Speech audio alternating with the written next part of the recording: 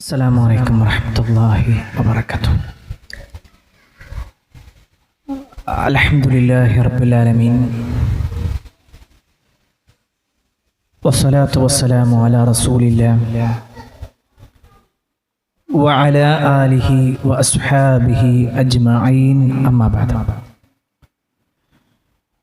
Allahumma salli ala Muhammadin wa ala ali Muhammad كما صليت على إبراهيم وعلى آل إبراهيم إنك حميد مجيد. اللهم بارك على محمد وعلى آل محمد كما باركت على إبراهيم وعلى آل إبراهيم إنك حميد مجيد. أعوذ بالله من الشيطان الرجيم. بسم الله الرحمن الرحيم. يا أيها الذين آمنوا اتقوا الله حق تقاته ولا تموتن إلا وأنتم مسلمون. പ്രിയപ്പെട്ട സഹോദരങ്ങളെ, സഹോദരിമാരെ, രക്ഷിതാക്കളെ, അള്ളാഹുവിൻ്റെ വിധിവിലക്കലനുസരിച്ചുകൊണ്ടും പ്രവാചകൻ സല്ലല്ലാഹു അലൈഹി വസല്ലമയുടെ ജീവിതചര്യ പിൻപറ്റിക്കൊണ്ടും ജീവിക്കണമേ എന്ന് ആദ്യമായി എന്നോടും തുടർന്ന് നിങ്ങൾ ഓരോരുത്തരോടും ഉണർത്തുകയാണ്, വസിയ്യത്ത് ചെയ്യുകയാണ്. സ്വാഗത ഭാഷണത്തിൽ സൂചിപ്പിച്ചതുപോലെ പരിശുദ്ധ റമദാനിൻ്റെ അവസാനത്തെ വെള്ളിയാഴ്ച, അതിലെ അവസാനത്തെ സമയത്താണ് നമ്മളുള്ളത്. ഒരുപക്ഷെ ഒരു മണിക്കൂർ കൂടി കഴിഞ്ഞാൽ ഇന്നത്തെ ദിവസവും 27ാമത്തെ നമ്മുടെ നോമ്പും അവസാനിച്ചു. ഇനി നമ്മുടെ മുന്നിലുള്ളത് മാക്സിമം 3 ദിവസങ്ങൾ മാത്രമാണ്. ഒന്നുകൂടി നമ്മളതിനെ കാൽക്കുലേറ്റ് ചെയ്യുകയാണെങ്കിൽ 75ഓളം മണിക്കൂറുകൾ അല്ലെങ്കിൽ അതിൽ താഴെ മണിക്കൂറുകൾ മാത്രം. ഒന്നുകൂടി അതിനെ നമ്മുടെ സമയങ്ങളിലേക്ക് മാറ്റിക്കഴിഞ്ഞാൽ നമ്മുടെ ഉറക്കവും പ്രാഥമികമായ കാര്യങ്ങളും നമ്മുടെ മറ്റു സമയങ്ങളുമൊക്കെ മാറ്റിവെച്ച് ആരാധനാകർമ്മത്തിന് വേണ്ടി, ഇബാദത്തിന് വേണ്ടി മാറ്റിയിരിക്കുക എന്ന് പറഞ്ഞാൽ ഒരു പക്ഷേ മാക്സിമം ഒരു 20 മണിക്കൂറോ 25 മണിക്കൂറൊക്കെ ഉണ്ടാവാം. ഏറ്റവും ചുരുക്കത്തിൽ റമദാൻ നമ്മുടെ മുന്നിൽ ഇനി നമുക്ക് ഉപയോഗപ്പെടുത്താൻ പറ്റുന്നത് എണ്ണിച്ചുട്ട അപ്പം പോലെ എന്ന് വേണമെങ്കിൽ പറയാൻ പറ്റും. നമ്മുടെ നോമ്പിനെ കുറിച്ചല്ല ഞാൻ പറയുന്നത്. നോമ്പ് നമ്മൾ അൽഹംദുലില്ലാഹ് ഈ കഴിഞ്ഞ ഓരോ ദിവസങ്ങളും കൃത്യമാണ്. എന്നാൽ ബാക്കിയുള്ള ആരാധനാകർമ്മങ്ങൾ, അത് നമസ്കാരമാവാം, തറാവീഹാവാം, ഖുർആൻ പാരായണമാവാം, ദിക്റുകളും സ്വലാത്തുകളും ദുആകളുമാകാം. ഇങ്ങനെ നോക്കിക്കഴിഞ്ഞാൽ ശരിക്കും റമദാൻ കഴിഞ്ഞു എന്നാണ്. പൊതുവെ 27ാം രാവ് കഴിഞ്ഞാൽ തന്നെ ആളുകളുടെ മനസ്സിൽ അത് റമദാൻ കഴിഞ്ഞു, ഇനിയിപ്പോൾ പെരുന്നാളാണ് അല്ലേ. അത് ഏറ്റവും വലിയ തെളിവ് ഇന്ന് രാത്രി തന്നെ വേണമെങ്കിൽ ഇങ്ങോട്ട് പരിശോധിച്ചാൽ മതി. തറാവീഹിൻ്റെ ഇന്നലത്തെ ആളുകളുടെ എണ്ണം ഉണ്ടാവില്ല. നാളെ മുതൽ ഓരോന്നിനും കുറയാൻ തുടങ്ങും. ഇന്നലെ രാത്രി വരെ മണിക്കൂറുകളോളം ഓതിയിരുന്ന ആളുകൾ ഇന്നൊരു പക്ഷേ 1 മണിക്കൂർ തികക്കൂല. അപ്പോഴേക്ക് ക്ഷീണം വരാൻ തുടങ്ങും, ഉറക്കം വരാൻ തുടങ്ങും, പ്രയാസങ്ങൾ ഉണ്ടാക്കാൻ തുടങ്ങും. ഞാൻ ഈ പറഞ്ഞു വന്നത്, ശരിക്കും നമ്മുടെ ജീവിതത്തിൽ ഈ റമദാൻ കഴിഞ്ഞു. വിശ്വാസികളെ സംബന്ധിച്ചിടത്തോളം റമദാൻ ബാക്കിയുണ്ട്. എന്നാൽ നിഫാക്കുള്ള, കപടതയുള്ള ആളുകൾക്ക് 27ലേക്ക് മാത്രം ചുരുങ്ങുകയാണ് അവരുണ്ടാവാറുള്ളത്. നമ്മുടെയൊക്കെ നാടുകൾ നമ്മളിങ്ങനെ പരിശോധിച്ച് നോക്കിക്കഴിഞ്ഞാൽ പൊതുവെ ഏറ്റവും കൂടുതൽ ആളുകൾ ഉണ്ടാകുക 2 സമയങ്ങളിൽ റമദാനിൽ. ഒന്ന് 17ാം രാവിലും, മറ്റൊന്ന് 27ാം രാവിലും. 17ാം രാവ് എന്ന് പറഞ്ഞാൽ ബദരീങ്ങളുടെ ആണ്ടുമായി ബന്ധപ്പെട്ടുകൊണ്ട് ആ ഒരു പേര് പറഞ്ഞിട്ടാണ് നടക്കുക. 27 രാവ് എന്ന് പറയുമ്പോഴോ അത് ലൈലത്തുൽ ഖദർ എന്തായാലും ഉറപ്പിക്കാം എന്ന് അവരുറപ്പിച്ച് തീരുമാനിക്കാറാണ്. അങ്ങനെ ഹദീസുകളുണ്ട്. പക്ഷേ 27 മാത്രം പരിമിതപ്പെട്ടതല്ല എന്നതുകൂടി നമ്മൾ മനസ്സിലാക്കണം. ഏതായിരുന്നാലും പ്രിയപ്പെട്ടവരെ, നമ്മെ സംബന്ധിച്ചിടത്തോളം റമദാൻ ഇനി അവസാനിക്കുന്ന ഏതാനും മണിക്കൂറുകൾ മാത്രമാണുള്ളതെങ്കിൽ ഈ ഒരു സമയം നമ്മൾ ഉപയോഗപ്പെടുത്തിയേ പറ്റൂ. നമ്മുടെയൊക്കെ മക്കളുടെ എക്സാമൊക്കെ കഴിഞ്ഞു അല്ലേ?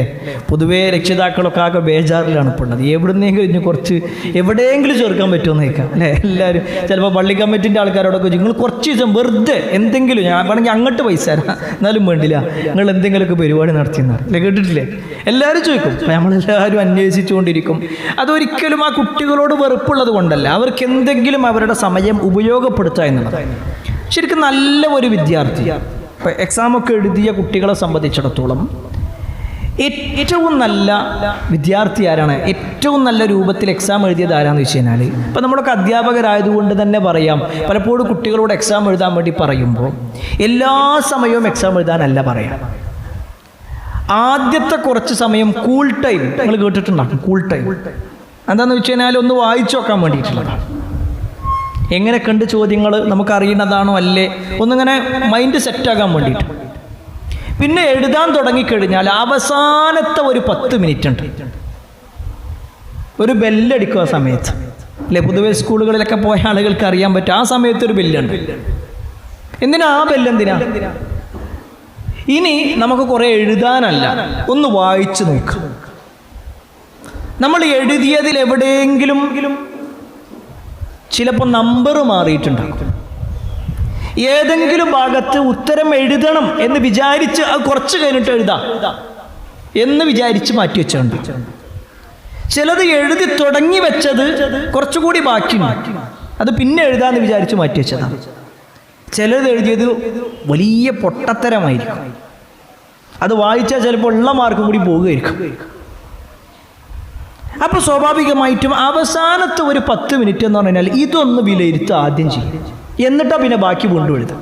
ആ പേപ്പറൊക്കെ കിട്ടി എല്ലാം ഒന്ന് നോക്കി ഏതെങ്കിലും ഒരു ഭാഗം ഉണ്ടെങ്കിൽ അതൊക്കെ ഒന്ന് പൂരിപ്പിച്ച്, ഇതാണ് ശരിക്കും ഏറ്റവും നല്ല ഒരു വിദ്യാർത്ഥി എന്ന് പറഞ്ഞാൽ അതാണ്. എങ്കിൽ പ്രിയപ്പെട്ടവരെ, ഇനിയുള്ള നമ്മുടെ ഈ 2 ദിവസങ്ങൾ അല്ലെങ്കിൽ 3 ദിവസങ്ങൾ എന്ന് പറഞ്ഞാൽ നമ്മളൊന്ന് വിലയിരുത്താനുള്ളതാണ്. നമ്മളൊന്ന് വിലയിരുത്താൻ വേണ്ടി മാറ്റിവെക്കേണ്ടതാണ്. എന്താണ് നമ്മുടെ വിലയിരുത്തൽ?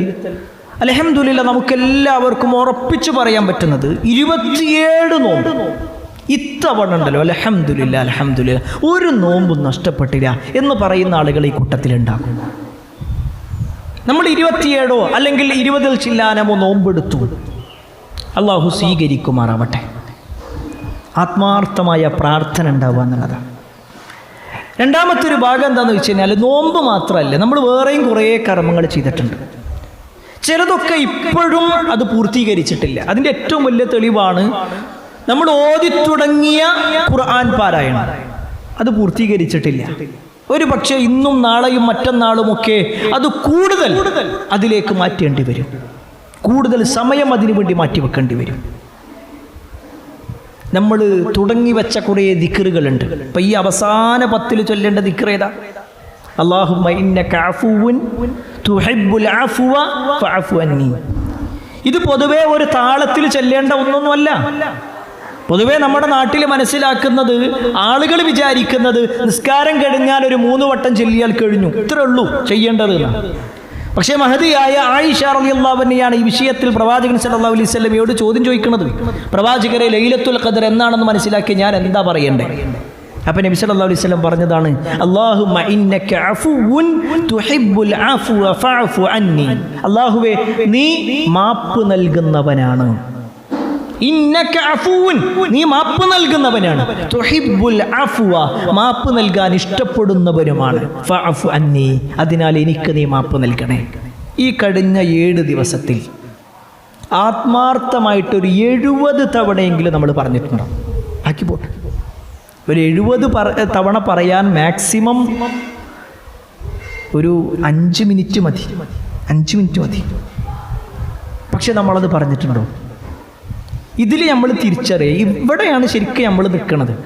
നമ്മളൊക്കെ ജീവിതത്തിൽ എന്താന്ന് വെച്ചാൽ ഒരു സമാധാനം, അൽഹംദുലില്ലാ കഴിഞ്ഞ കൊല്ലത്തിനേക്കാൾ ഇത്തവണത്തെ റമദാൻ ഉണ്ടല്ലോ അടിപൊളിയല്ലേ അല്ലേ? എല്ലാം ഉഷാറായി, എല്ലാവരും എത്രങ്ങോനും ആൾക്കാരാ വന്നത് നമ്മുടെ പള്ളിയിലേക്ക്.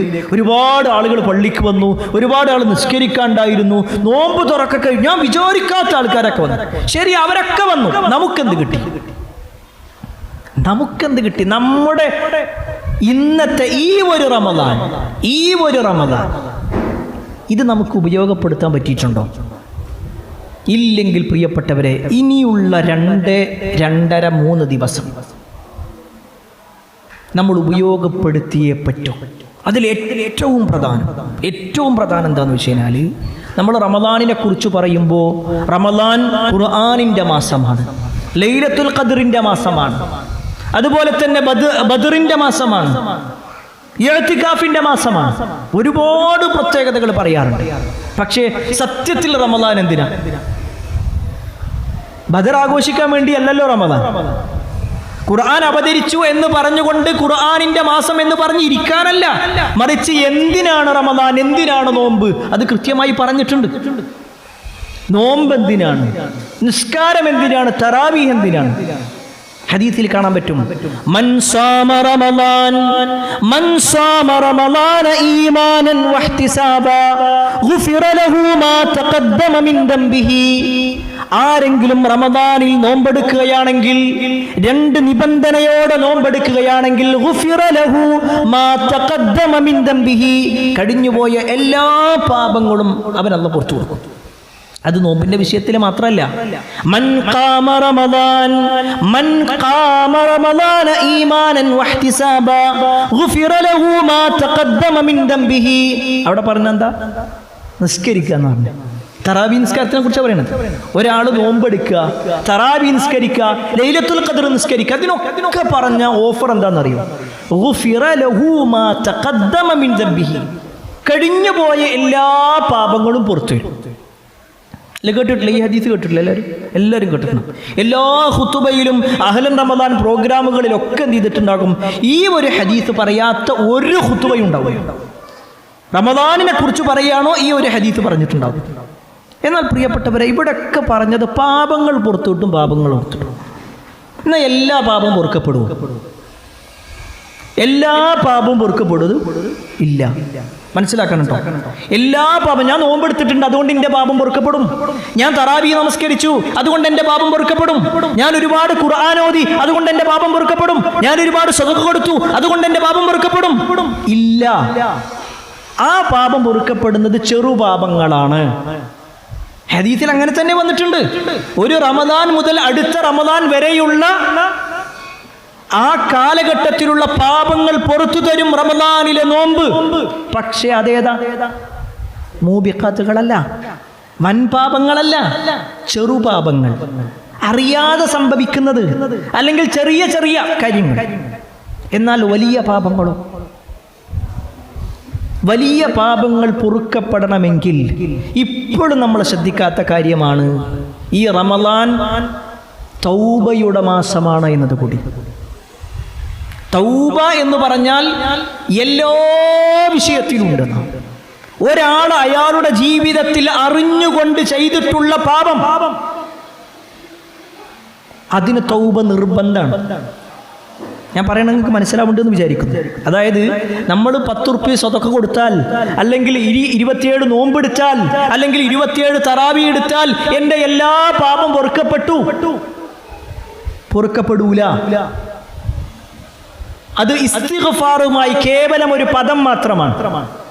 തൗബയാവണമെങ്കിൽ ചില നിബന്ധനകളുണ്ട്, തൗബയാവണമെങ്കിൽ ചില കാര്യങ്ങളുണ്ട്. അതുകൊണ്ട് തന്നെയാണ് അല്ലാഹു സുബ്ഹാനഹു വ തആല വിശുദ്ധ ഖുർആനിൽ സൂറത്തുൻ നിസാഇന്റെ 17-18, നിങ്ങൾ ഒഴിവുള്ള സമയത്ത് ഇതൊന്നും നോക്കണം. 4-ാം അധ്യായം സൂറത്തുൻ നിസായിലെ 17-18 അല്ലാഹ് കൃത്യമായിട്ട് പറയാണ് ആരുടെ പാപമാണ് അല്ലാഹ് പുറത്തു തരിക, ആരുടേതാണ് പൊറുക്കാത്തത് എന്ന്. ഇത് ഈ വാചകം വായിച്ചാൽ തന്നെ മനസ്സിലാവും നമുക്ക്. അല്ലാഹ് നേർക്ക് നേരെ പറയാ, ഇന്നമത് തൗബ, തുടങ്ങുന്നത് അങ്ങനെ. 1-ാമത്തെ ആയത്ത് 17-ാമത്തെ ആയത്ത് അങ്ങനെ, ഇന്നമത് തൗബതു അലല്ലാഹ്, തൗബ സ്വീകരിക്കാമെന്ന് അല്ലാഹു ഏറ്റെടുത്തിട്ടുള്ളവർ അത് ഇന്ന ആളുകളാണ്. എന്നിട്ട് തൊട്ടടുത്ത ആയത്തിൽ അല്ലാഹു പറയാണ് വലൈസത്തി തൗബ, ചില ആളുകൾക്ക് തൗബല്ല, അവര് തൗബ ചെയ്തിട്ട് കാര്യമില്ല. അപ്പൊ ഈ രണ്ട് വിഭാഗങ്ങളെ കുറിച്ച് പറയാനാണ് നമ്മൾ ഉദ്ദേശിക്കുന്നത്. ഇന്നത്തെ നമ്മുടെ ഈ സംസാരം കൊണ്ട് ഇത് വളരെ ശ്രദ്ധയോടുകൂടി നിങ്ങൾ മനസ്സിലാക്കണം. നമ്മുടെ പാപങ്ങൾ പുറത്തു കിട്ടണമെങ്കിൽ നമ്മൾ ഇപ്പോൾ ചെയ്യുന്ന കർമ്മങ്ങൾ കൊണ്ട് നമ്മൾ രക്ഷപ്പെടുകയില്ല, നമ്മുടെ പാപങ്ങൾ പൊറുക്കപ്പെടുകയില്ല.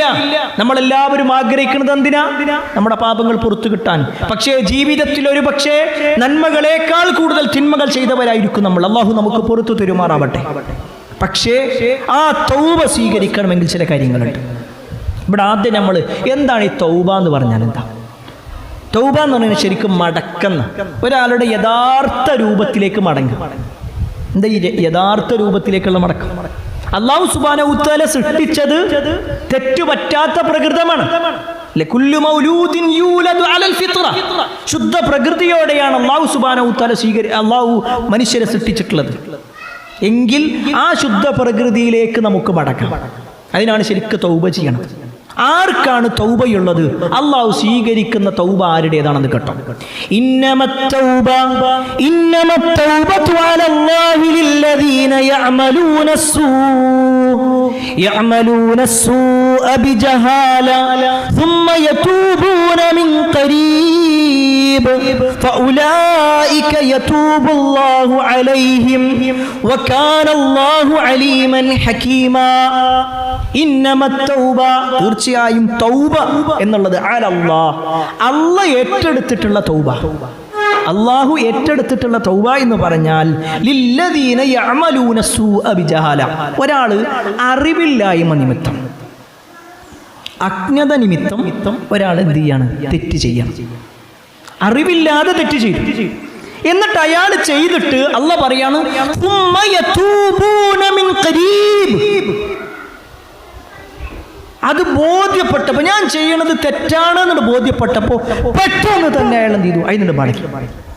അയാൾ തെറ്റ് ചെയ്തു, തെറ്റ് ചെയ്തിട്ടുണ്ട്. പക്ഷേ അയാൾക്കത് ബോധ്യപ്പെട്ടത് തെറ്റാണ്, അതിനെ ന്യായീകരിച്ചിരുന്നില്ല. വളരെ പെട്ടെന്ന് തന്നെ അയാൾ എന്ത് ചെയ്തു? അതിന്ന് മടങ്ങി. എങ്കിൽ അവരുടെ കാര്യത്തിലാണ് അല്ലാഹു തൗബ ഏറ്റെടുക്കാൻ പറഞ്ഞിട്ടുള്ളത്. അവിടെ നമ്മൾ മനസ്സിലാക്കണം, ഈ ജഹാലത്ത് എന്ന് പറഞ്ഞാൽ അറിവില്ലായ്മ നിമിത്തം. ഈ തൗബ എന്ന് പറഞ്ഞാൽ ഈ ജഹാലത്ത് കൊണ്ട്, അറിവില്ലായ്മ കൊണ്ട് പറ്റിയ ആളുകളുണ്ട്, അറിവില്ലായ്മ കൊണ്ട് തെറ്റ് ചെയ്ത ആളുകൾ. ഇവിടെ നമ്മൾ മനസ്സിലാക്കുക, പൊതുവെ നമ്മൾ സമൂഹത്തിനെ നമ്മൾ നോക്കിക്കഴിഞ്ഞാൽ 3 തരത്തിലാണ് തൗബൻ്റെ ആൾക്കാരുണ്ടാകുക. 3 തരത്തിൽ ആൾക്കാരുണ്ടാകുക. അതിൽ ഒന്നാമത്തെ വിഭാഗം ആരെന്നറിയോ? അവർ തൗബ നിസാരമാക്കുക ചെയ്യും, നിസാരമാക്കും. എങ്ങനെയാന്ന് വെച്ച് കഴിഞ്ഞാൽ ഒരു പറയും, അതെ ഞാൻ അതിന് മാത്രം വലിയ തെറ്റൊന്നും ചെയ്തിട്ടില്ല, തൗബ ചെയ്യണ്ടേ, തൗബൻ്റെ മാസമല്ലേ എന്ന് പറയുമ്പോൾ ആകെ നിങ്ങളോട് ചെയ്താൽ മതി, നമ്മൾ ചെയ്യേണ്ട ആവശ്യമൊന്നുമില്ല. കാരണം എന്താ? നമ്മൾ അതിന് മാത്രം വലിയ തെറ്റ് ചെയ്തിട്ടില്ല. തെറ്റ് ചെയ്തവരല്ലേ തൗബ ചെയ്യേണ്ടതുള്ളൂ. ഞാൻ അതിന് മാത്രം തെറ്റ് ചെയ്തിട്ടില്ല. ചില ആൾക്കാർ അങ്ങനെ നിസ്കരിക്കട്ടെ എന്ന് വെച്ച് കഴിഞ്ഞാൽ പറയും, ഞാനിപ്പോൾ നല്ല കാര്യങ്ങളൊക്കെ ചെയ്യുന്നുണ്ട്, ഞാൻ ഒരുപാട് ആളുകളെ സഹായിക്കുന്നുണ്ട്, പിന്നെ ഇതിനിപ്പോൾ നിസ്കരിക്കേണ്ട ആവശ്യം. അങ്ങനെ എപ്പോഴും നിസ്കരിക്കൊന്നും വേണ്ട, ഇടക്കൊക്കെ നിസ്കരിച്ചാൽ മതി, അത് മറക്കാതിരിക്കാൻ വേണ്ടിയിട്ടൊന്നും നിസ്കരിച്ചാൽ മതി, അല്ലേ? ഇങ്ങനെയൊക്കെ പറയുന്ന ആൾക്കാർ നമ്മുടെ കുടുംബത്തിലുണ്ട്, നമ്മുടെ പരിചയത്തിലുണ്ട്. അങ്ങനത്തെ ആളുകളുടെ ധാരണ എന്താണെന്ന് വെച്ച് കഴിഞ്ഞാൽ തൗബ ചെയ്യുക എന്ന് പറഞ്ഞാൽ തെറ്റ് ചെയ്ത ആളുകൾക്ക് മാത്രമുള്ളതാണ്. ഞാൻ ഒരിക്കലും തെറ്റ് ചെയ്യുന്ന ആളല്ല. സത്യത്തിൽ അങ്ങനെയാണെങ്കിൽ ഏറ്റവും കൂടുതൽ തൗബ ചെയ്ത വ്യക്തി ആരാ? മുഹമ്മദ് മുസ്തഫ സല്ലല്ലാഹു അലൈഹി വസല്ലം. നബി സല്ലല്ലാഹു അലൈഹി വസല്ലം ജീവിതത്തിൽ എന്തെങ്കിലും തെറ്റ് ചെയ്തതായിട്ട് നമ്മൾ കേട്ടിട്ടുണ്ടോ? എന്തെങ്കിലും തെറ്റ് ചെയ്തിട്ടുണ്ടോ? ഇല്ല. പിന്നെ എന്തിനാ തൗബ ചെയ്യാൻ വേണ്ടി പറഞ്ഞേ? അത് അള്ളാഹുവിലേക്കുള്ള ഒരു അടുപ്പം കിട്ടാൻ വേണ്ടിയിട്ടാണ്, ഒന്നാമത്തെ കാര്യം. അതോടൊപ്പം തന്നെ നമ്മുടെ ജീവിതത്തിൽ നമ്മൾ നിസാരവൽക്കരിക്കുന്ന ചില തെറ്റുകളുണ്ട്, അള്ളാഹിൻ്റെ അടുക്കൽ അതിന് വലിയ കുറ്റം ഉണ്ടാകും. അതിൻ്റെ ഏറ്റവും വലിയ തെളിവാണ് സഹാബത്തിൻ്റെ ചരിത്രത്തിൽ കാണുവാൻ സാധിക്കും. മഹാനായ അനസ് റളിയല്ലാഹു അൻഹു, അനസ് റളിയല്ലാഹു അൻഹുവിൻ്റെ ഒരു ഹദീസിൽ കാണാൻ പറ്റും. അനസ് റളിയല്ലാഹു അൻഹു എന്ന് പറഞ്ഞാൽ നബി സല്ലല്ലാഹു അലൈഹി വസല്ലം മദീനത്തേക്ക് വരുമ്പോൾ അനസ് റളിയല്ലാഹു അൻഹുവിന് 10 വയസ്സോ അല്ലെങ്കിൽ 7 വയസ്സോ എന്തൊക്കെയാണ്. അനസ് റളിയല്ലാഹു അൻഹുവിൻ്റെ ഉമ്മ അദ്ദേഹത്തിൻ്റെ കയ്യും പിടിച്ചിട്ട് നേരെ നബിൻ്റെ അടുത്തേക്ക് ചെല്ലുക. എന്നിട്ട് പറയും, നബിയെ ദാ എൻ്റെ മോൻ അനസ്, ഓൻ ഇവിടെ നിന്നോട്ടെ, നിങ്ങൾക്ക് വേണ്ട എല്ലാ ഖിദ്മത്തും ചെയ്തു ഓൻ ഇവിടെ ഇരുന്നോട്ടെ. അന്ന് നബിൻ്റെ വീട്ടിൽ കയറിയ ആളാണ് ആര്? അനസ് റളിയല്ലാഹു അൻഹു. എപ്പോഴും നബി സല്ലല്ലാഹു അലൈഹി വസല്ലമയുടെ വീട്ടിലേക്ക് കയറാനും എപ്പോൾ വേണമെങ്കിലും ഇറങ്ങാനൊക്കെ സ്വാതന്ത്ര്യം ഒരു കാലത്തുണ്ടായിരുന്നു അനസ് റളിയല്ലാഹു അൻഹു. പക്ഷെ പിന്നീട് എന്ത് ചെയ്തു? ഹിജാബിൻ്റെ ആയത്തിറങ്ങിയപ്പോൾ അത് അവസാനിച്ചു. ഈ അനസ് റളിയല്ലാഹു അൻഹു റസൂലുള്ളാഹി സ്വല്ലല്ലാഹു അലൈഹി വസല്ലം വഫാത്തായിട്ട് പിന്നെയും കാലങ്ങളോളം ജീവിച്ചാണ്. അദ്ദേഹം പറയുന്ന ഒരു വാചകമുണ്ട്. അദ്ദേഹത്തിൻ്റെ ആ കാലഘട്ടത്തിൽ ജീവിച്ച ആളുകൾ, അഥവാ സ്വഹാബിമാരുടെ കാലഘട്ടം, സ്വഹാബിമാരും താബികളും നിൽക്കുന്ന കാലഘട്ടത്തിൽ ഒരു സംഭവം പറയാണ്. അദ്ദേഹം അന്നുണ്ടായിരുന്ന ആളുകളെ കുറിച്ച് പറയാണ്, ഇന്നക്കും ലതഅമലൂന അഅമാല, തീർച്ചയായും നിങ്ങൾ ചില പ്രവർത്തനങ്ങൾ ചെയ്യുന്നുണ്ട്. ഹിയ അദഖു ഫി അഅയുനികും മിനശ്ശർ, നിങ്ങൾ അതിനെ കാണുന്നത് നിങ്ങളുടെ കണ്ണിലേക്ക് ഇറങ്ങി നിൽക്കുന്ന ഒരു രോമത്തെ പോലെയാണ്. ചില തെറ്റുകൾ നിങ്ങൾ ചെയ്യുന്നു, ആ തെറ്റുകൾ നിങ്ങൾ കാണുന്നത് നിങ്ങളുടെ കണ്ണിൽ അതൊരു രോമത്തിൻ്റെ അത്രയേ ഉള്ളൂ. അങ്ങനെ ഒരു റിപ്പോർട്ട് കാണാൻ കഴിയും. അതല്ലെങ്കിൽ നമ്മുടെ കണ്ണിൽ നിന്ന് ഇങ്ങനെ ഇറങ്ങി നിൽക്കുന്ന ഒരു രോമം കണ്ണിൻ്റെ ഭാഗത്ത് ഇങ്ങനെ നിൽക്കൂലേ, അത്രയേ ഉള്ളൂ. അങ്ങനെയാണ് നിങ്ങൾ ആ തെറ്റിനെ കാണുന്നത്. അനസ് റളിയല്ലാഹു അൻഹു കേട്ടോ പറയണത്. അദ്ദേഹം പറയാണ്, എന്നാൽ ഇൻ കുന്നാ നഉദ്ദുഹാ അലാ അഹദിൻ നബി സല്ലല്ലാഹു അലൈഹി വസല്ലം അൽ മൂബിഖാത്ത്, നിങ്ങൾ ചില തെറ്റുകൾ ചെയ്യുക, അത് നിങ്ങൾ കാണുന്ന എന്താ, അതൊക്കെ അതിന് മാത്രം വലിയ തെറ്റാണോ എന്ന് പറഞ്ഞ തെറ്റുകളുണ്ടല്ലോ, അത് ഞങ്ങൾ നബിൻ്റെ കാലത്ത് സബൂൽ മൂബിഖാത്തിൽ എണ്ണിയ കാര്യമാണ്, അല്ലെങ്കിൽ വൻ പാപങ്ങളുടെ കൂട്ടത്തിൽ എണ്ണിയ കാര്യമാണ്. ആരോടായി പറയണേ? താബികളുടെ വിഷയത്തിലാണ് പറയുന്നത്. അവരൊക്കെ എത്ര സൂക്ഷ്മതയുള്ള ആളുകളാണ്, അവരൊക്കെ എത്ര ശ്രദ്ധിച്ച ആളുകളാണ്.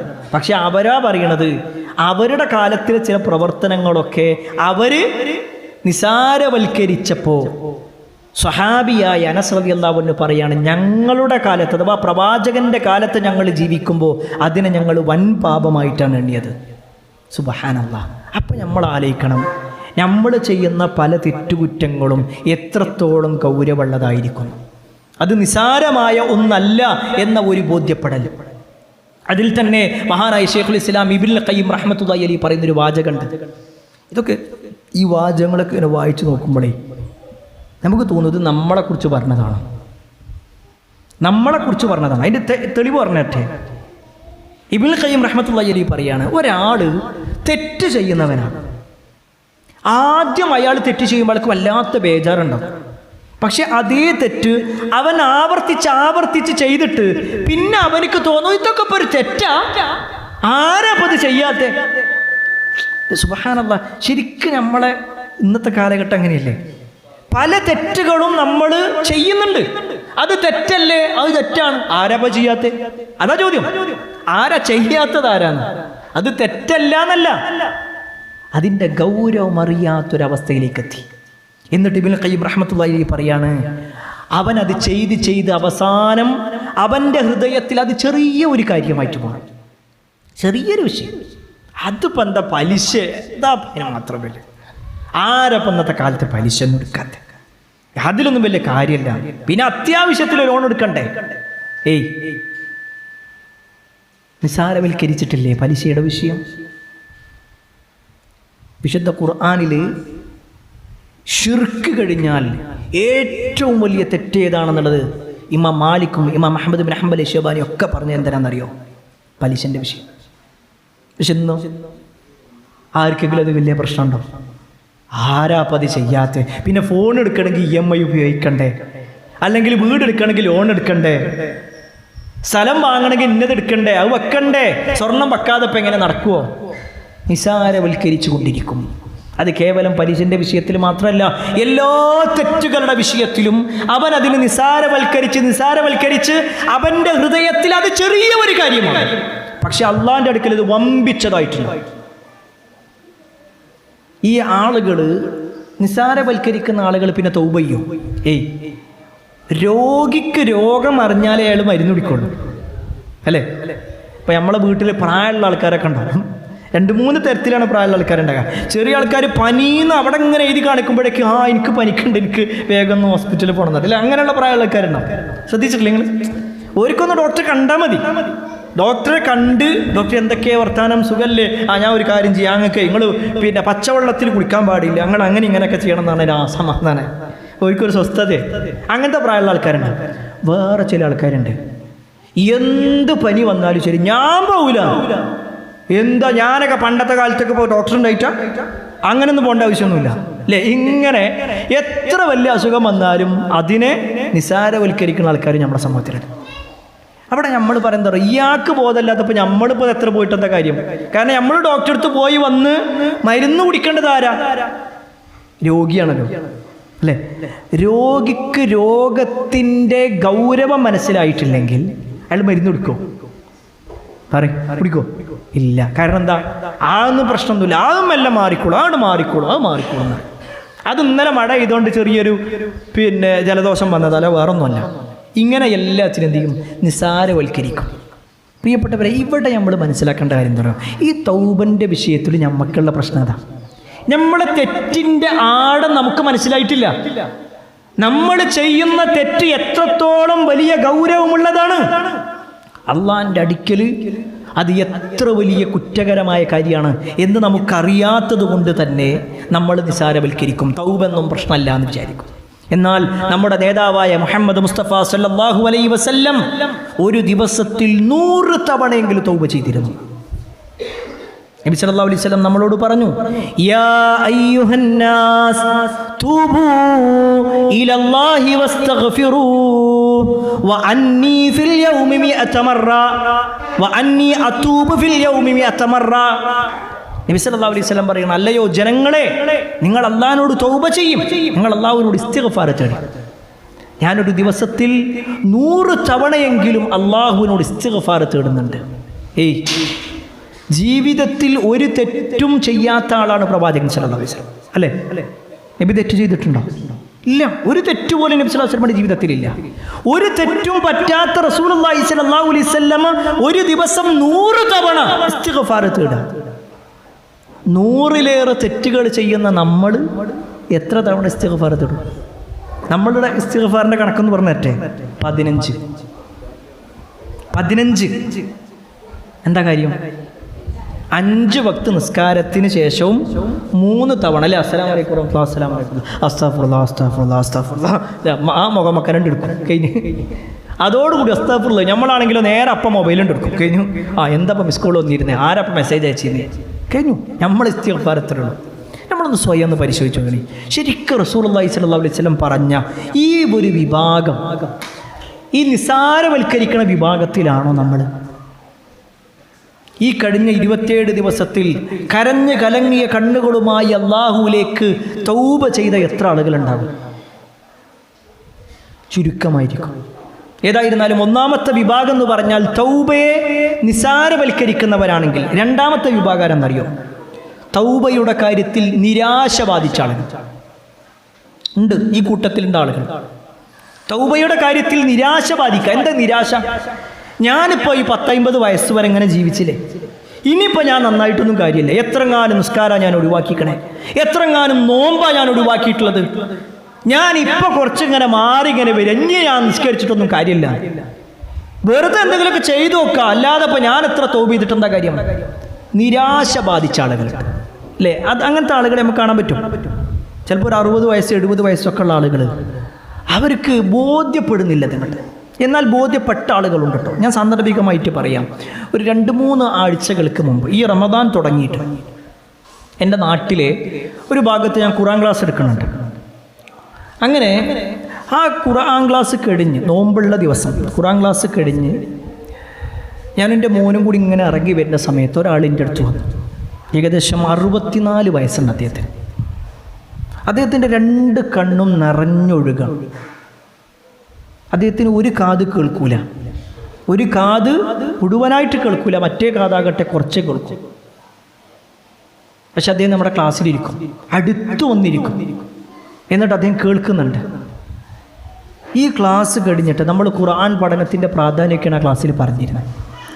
ഈ 64 വയസ്സുള്ള അയാൾ എൻ്റെ അടുത്ത് വന്നിട്ട് കരഞ്ഞിട്ട് പറയാണ്, ഞാൻ മദ്രസയിലൊന്നും എനിക്ക് പഠിക്കാൻ പറ്റിയിട്ടില്ല, എനിക്ക് ഖുർആൻ ഓതാൻ അക്ഷരങ്ങൾ വരെ അറിയില്ല, എനിക്ക് പഠിക്കണം എന്ന് ആഗ്രഹമുണ്ട്, ഇപ്പോഴാണ് എനിക്ക് തോന്നുന്നത് എനിക്ക് പഠിക്കണമെന്ന്, ഞാൻ എന്താ ചെയ്യണ്ടേ? അവിടെയാണ് ശരിക്ക് ആ 64-ാമത്തെ വയസ്സിലാണെങ്കിലും ബോധം വന്നു എന്നുള്ളതാണ്. അള്ളാഹു അദ്ദേഹത്തിന് ഏറ്റവും എളുപ്പത്തിൽ പഠിക്കാനുള്ള തൗഫീക്ക് നൽകുമാറാവട്ടെ. പ്രിയപ്പെട്ടവരെ, അങ്ങനത്തെ ആളുകളുണ്ട്. എന്നാൽ 64 വയസ്സ് വരെ ഇപ്പം ഇങ്ങനെയായില്ലേ, ഇങ്ങനെയിട്ട് പോട്ടെ, ഇനിയിപ്പോൾ ഞാൻ കുറേ ഖുർആൻ പഠിക്കാമെന്ന് തലയിൽ കയറില്ല. നിങ്ങൾ കുറച്ചു നേരമൊക്കെ നടത്തി, ഞാനിങ്ങനെ എന്ത് ചെയ്യുക, ഇടയ്ക്കൊക്കെ ഇങ്ങനെ പള്ളിക്കൊക്കെ ഇങ്ങനെ വരാം. ഇങ്ങനത്തെ ആളുകളുണ്ട്. എന്നാൽ വിശ്വാസികൾ ഒരിക്കലും നിരാശരല്ല. കാരണം അള്ളാഹു വിശുദ്ധ ഖുർആനിലൂടെ പറഞ്ഞ ഒറ്റ ആയത്ത് മതി. ഒരു പക്ഷേ നിങ്ങൾ ആ ആയത്ത് ഇങ്ങോട്ട് ഓതിയാണ്ടല്ലോ, അള്ളാഹിനോട് അതിയായ ഇഷ്ടം നമുക്കുണ്ടാവും, അള്ളാഹിനോട് അതിയായ സ്നേഹം തോന്നും. അങ്ങനത്തെ ഒരു ആയത്തുണ്ട് ഖുർആനിൽ. ഏതാണെന്നറിയോ? قل يا عبادي الذين أسرفوا على أنفسهم لا تقنطوا من رحمة الله إن الله يغفر الذنوب جميعا إنه هو الغفور الرحيم. ഈ ആയത്ത് നമുക്ക് അള്ളാഹിനോട് അതിയായ സ്നേഹമുണ്ടാക്കുന്ന ആയത്ത്. എന്താണ് ആയത്തിൻ്റെ അർത്ഥം എന്നറിയോ? കുൽ, നബിയെ പറയുക, യാ ഇബാദിയല്ലദീന അസ്റഫു അലാ അൻഫുസിഹിം. ആ വാചകം നേരെ ശ്രദ്ധിക്കാം. സ്വന്തത്തോട് അക്രമം ചെയ്തിട്ടുള്ള എൻ്റെ അടിമകളെ. സ്വന്തത്തോട് അക്രമം ചെയ്യുക. എന്താ അങ്ങനെ പറയണേ? ഒരാൾ കള്ള് കുടിച്ചാൽ അള്ളാഹ്ക്ക് ഒരു നഷ്ടമില്ല, ഉണ്ടോ? ഒരാൾ കള്ള് കുടിച്ചാൽ അള്ളാഹ്ക്ക് വല്ല നഷ്ടമുണ്ടോ? ഇല്ല. ഒരാൾ വ്യഭിചരിച്ചു, ഒരാൾ പലിശക്കെടുത്തു, ഒരാൾ തോന്നിവാസം ചെയ്തു, ഒരാൾ കളവ് പറഞ്ഞു, അള്ളാഹ്ക്ക് എന്ത് നഷ്ടമല്ലേ? അള്ളാഹ്ക്ക് ഒരു നഷ്ടമില്ല. നഷ്ടം മുഴുവൻ അയാൾക്കാണ്. അതുകൊണ്ട് അള്ളാഹ് പറയണത് യാ ഇബാദിയല്ലദീന അസ്റഫു അലാ അൻഫുസിഹിം, സ്വന്തത്തോട് അക്രമം ചെയ്തിട്ടുള്ള അടിമകളെ. സ്വന്തത്തോട് അക്രമം ചെയ്തവരോട് അള്ളാഹ് പറയാണ്, ലാ തഖ്നതു മിർ റഹ്മത്തില്ലാഹ്, നിങ്ങൾ അള്ളാഹുവിൻ്റെ കാരുണ്യത്തൊട്ട് നിരാശരാവണ്ട. അള്ളാഹിൻ്റെ ആ സ്നേഹം നോക്ക്. നിങ്ങൾ നമ്മളാണെങ്കിൽ എന്താ പറയുക, നമ്മളെ കുട്ടികൾ തെറ്റ് ചെയ്തിട്ട് നമ്മളടുത്ത് വന്ന് മേലാൽ ഇന്നൻ മരിച്ചു വന്നിട്ട് ഞാൻ കാണിച്ചു തരാം, അല്ലേ? വീട്ടിൽ നിന്ന് ഇറങ്ങണം അവിടെ. ഞാൻ പറഞ്ഞത് അനുസരിക്കാൻ പറ്റില്ല, ഇവിടെ നിൽക്കണ്ട. നമ്മൾ പറഞ്ഞ് അനുസരിക്കാത്ത ഒരു തൊഴിലാളിനെ നമ്മുടെ സ്ഥാപനത്തിൽ നമ്മൾ നിർത്തുമോ? ഇല്ല. എന്നാൽ എത്ര വലിയ തെറ്റ് ചെയ്ത ആളാണെങ്കിലും അള്ളാഹ് പറഞ്ഞെന്താ അറിയോ? യാ ഇബാദി, എൻ്റെ അടിമകളെ, എൻ്റെ അടിമകളെ, അല്ലദീന അസ്റഫു അലാ അൻഫുസിഹിം, നിങ്ങൾ സ്വന്തത്തോട് അക്രമം ചെയ്തു, നിങ്ങൾ തെറ്റ് ചെയ്തു. പക്ഷേ ലാ തഖ്നതു മിർ റഹ്മത്തില്ലാഹ്, അള്ളാഹുവിനോടുള്ള കാരുണ്യം, അള്ളാഹിൻ്റെ കാരുണ്യത്തിനെ കുറിച്ച് നിങ്ങൾ നിരാശരാവണ്ട. ഇന്നല്ലാഹ യഗ്ഫിറു ദുനൂബ ജമീഅ, അല്ലാഹു സുബ്ഹാനഹു വ തആല എല്ലാ പാപങ്ങളും പുറത്തു തരാനും അല്ലാഹ് റെഡിയാണ്. സുബ്ഹാനല്ലാഹ്. ഇതിനു മാത്രം വലിയ സന്തോഷമുള്ള വേറെ ഏതായത്തുള്ള. നമ്മൾ സഹാബത്തിൻ്റെ ചരിത്രങ്ങളൊക്കെ ഇങ്ങനെ വായിക്കുമ്പോൾ ഈ ആയത്ത് എന്നും ഓതാറുള്ള ചില സ്വഹാബത്തുണ്ട്.